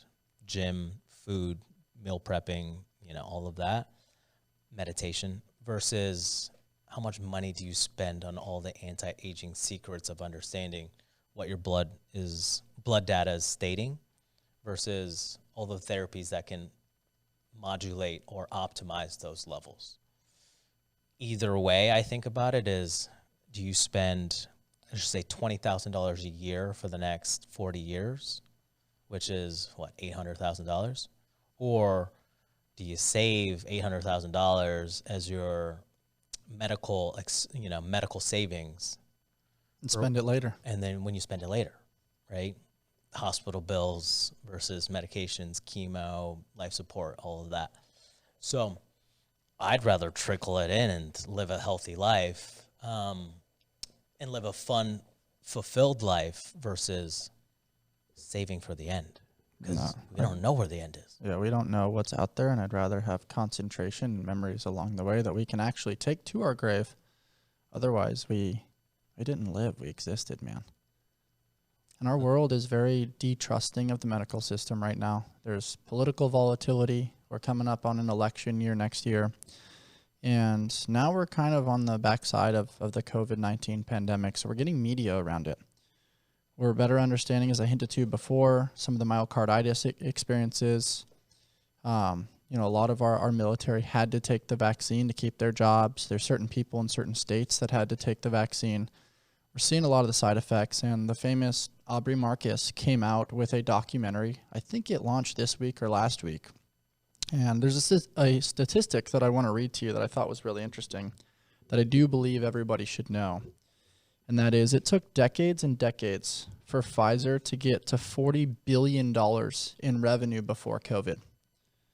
After COVID, in 1 year, they got $90 billion.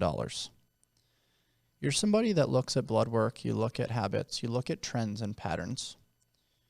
We're looking at this one particular instance, and investment in that company alone, it raises the eyebrows around the marketing component and creating trust in our world around this fear-based narrative. Hey, if you don't take this thing, you're selfish, you're negatively impacting other people. And there was a lot of deep volatility associated with that. Families broken up, friendships lost, businesses that blew up and ended. But now, rather than labeling it as good or bad, I'm just stepping back and looking at the patterns, the trends, and the basic data like this that comes out. I've not been able to watch the entirety of the documentary yet, but I believe it is in his Instagram bio for people that are curious to check it out.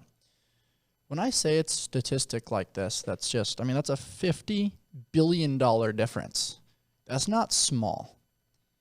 That at the very least piques my eyebrows to be like, that is interesting, and I want to question that a little bit. I think there's a lot of variables that happen out there. But yeah, $50 billion in revenue. There's a lot of medical businesses that are doing vaccines and doing the research on it that made a lot of financial return in the last couple of years. Does it have ramifications on insurance companies? Does it have ramifications on healthcare? Does it have ramifications on pharmaceuticals and what's next? Hospital bills, myocarditis, pericarditis, shortness of breath, ventilators, seeing all of that as well. It gets tricky, right? And the trickiness comes from there's 8 billion people in the world. How do we protect them all? Mm-hmm. And I think that's a tough political type question, because the medical ethics on my end, I'm like, yeah, let's protect as many people as possible. But are there other motives? Possibly. Are there other financial benefits possible? That's where you're opening a can of worms with all of that. But it's an interesting statistic to look at as we look at financial gains from COVID. Yeah, and I also think we're going to see a rise in worlds like naturopathic medicine. We're going to see a bump, especially in the world of live and people that are ethically doing it like yourself and your amazing team. I mean, when you look at general news, the data's down. Viewership is not there. People are going on podcast tours now because you're not reading from a teleprompter. You're speaking from authenticity. I mean, Rogan's getting 20x the views of both CNN and Fox. So it's like, I think services like what you're doing are the future. And I'm incredibly excited to see you continue to lay out the red carpet for people to live life on their terms, create amazing opportunities for everybody involved, and keep doing the damn thing, man. No, I think it's an exciting time in the world. I think medicine and health and lifestyle and where we're trending towards health-wise is in the right direction. What I suggest most people think about is self, your own health, your family's health, and then where are you investing time, resources, money into that's going to benefit or elevate your life. And if that's in the route of health, a community, a person or a business that's going to think outside the box with therapies that are going to keep your family healthier, stronger, and think about the cosmetics, the aesthetics, the how to navigate these communities into the future, then Live is the spot. And Live is a fascinating business that I've grown over time because it encompasses the health, wellness, but it also encompasses a lot of where medicine's starting to move. Anti-aging, hyperbaric chambers, all the cold plunges, saunas, detox.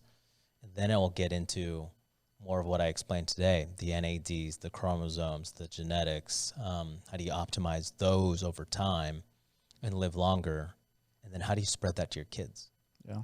That one's the biggest. That one is probably I'm doing a lot of research right now because obviously I got a baby girl coming in the next, couple months. So I'm like, how will the world look in 2050? Mm-hmm. How's the world going to look in 2075? And, when she's 50, what does it look like? When she's 21, what does it look like? That's the epitome of success, right? Like integrating education and inspiration and protocols for the next generation. I've got a couple questions that I wanna end with today, man. What's the best advice that you've ever received? Best advice I've ever received.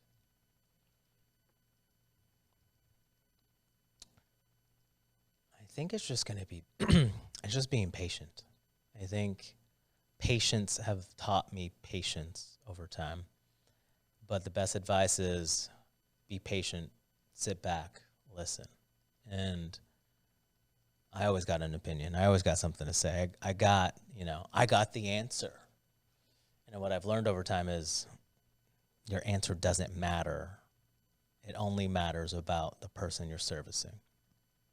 And how can you better them without your worldview? So being patient is a practice over time for sure. I love that. Somebody asked me that question before, and in relation to our fear conversation, my response was, what if it could turn out better than you imagined? Why is it always, what if this happens or that happens? It's like, it could also be better than you can even envision. So be willing to go on that ride. 100%. I think life should be fun, right? And life should be easy. And it's always going to be chaotic. It's always going to be putting out fires and whatnot. But can you really sit back and enjoy a cocktail and enjoy the ride? For sure, man. What's the worst advice you've ever received? The worst advice was probably you're not going to be able to do it. Like the doubters of what they thought I was capable of. Mm-hmm.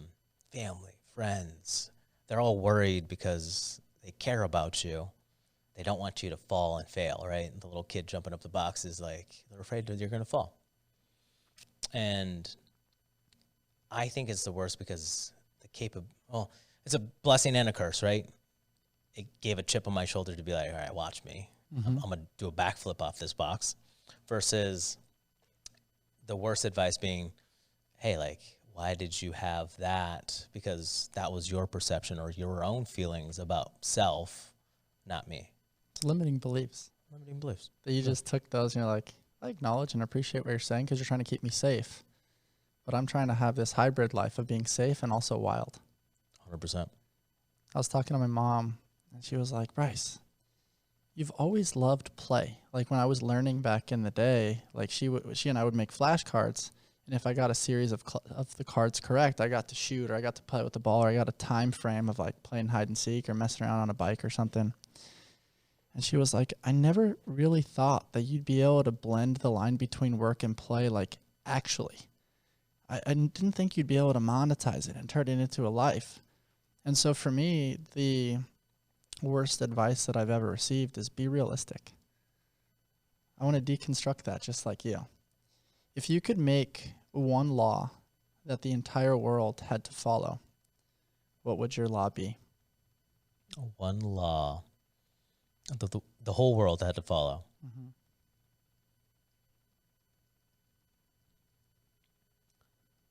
Smile and say one thing nice that, with any person that you come across. You never know how that can positively impact a world, man.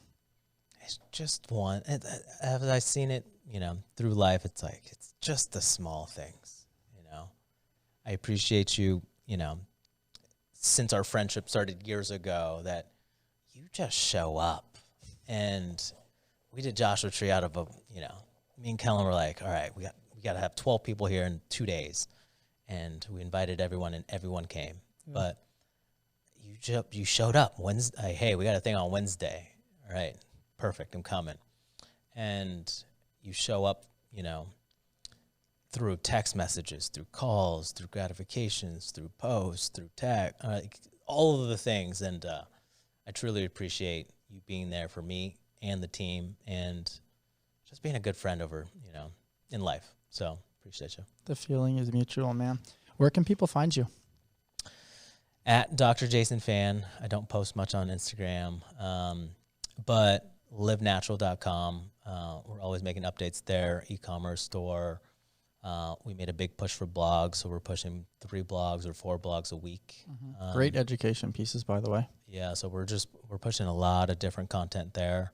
And then we got a special thing moving in Cardiff. It's going to be exclusive, invite only. It's going to be a specific group of individuals, San Diego, California, the world, that get to enjoy a beautiful space, but start a community and a movement towards optimizing health at a very different level, than even bigger than obviously what we were talking about today.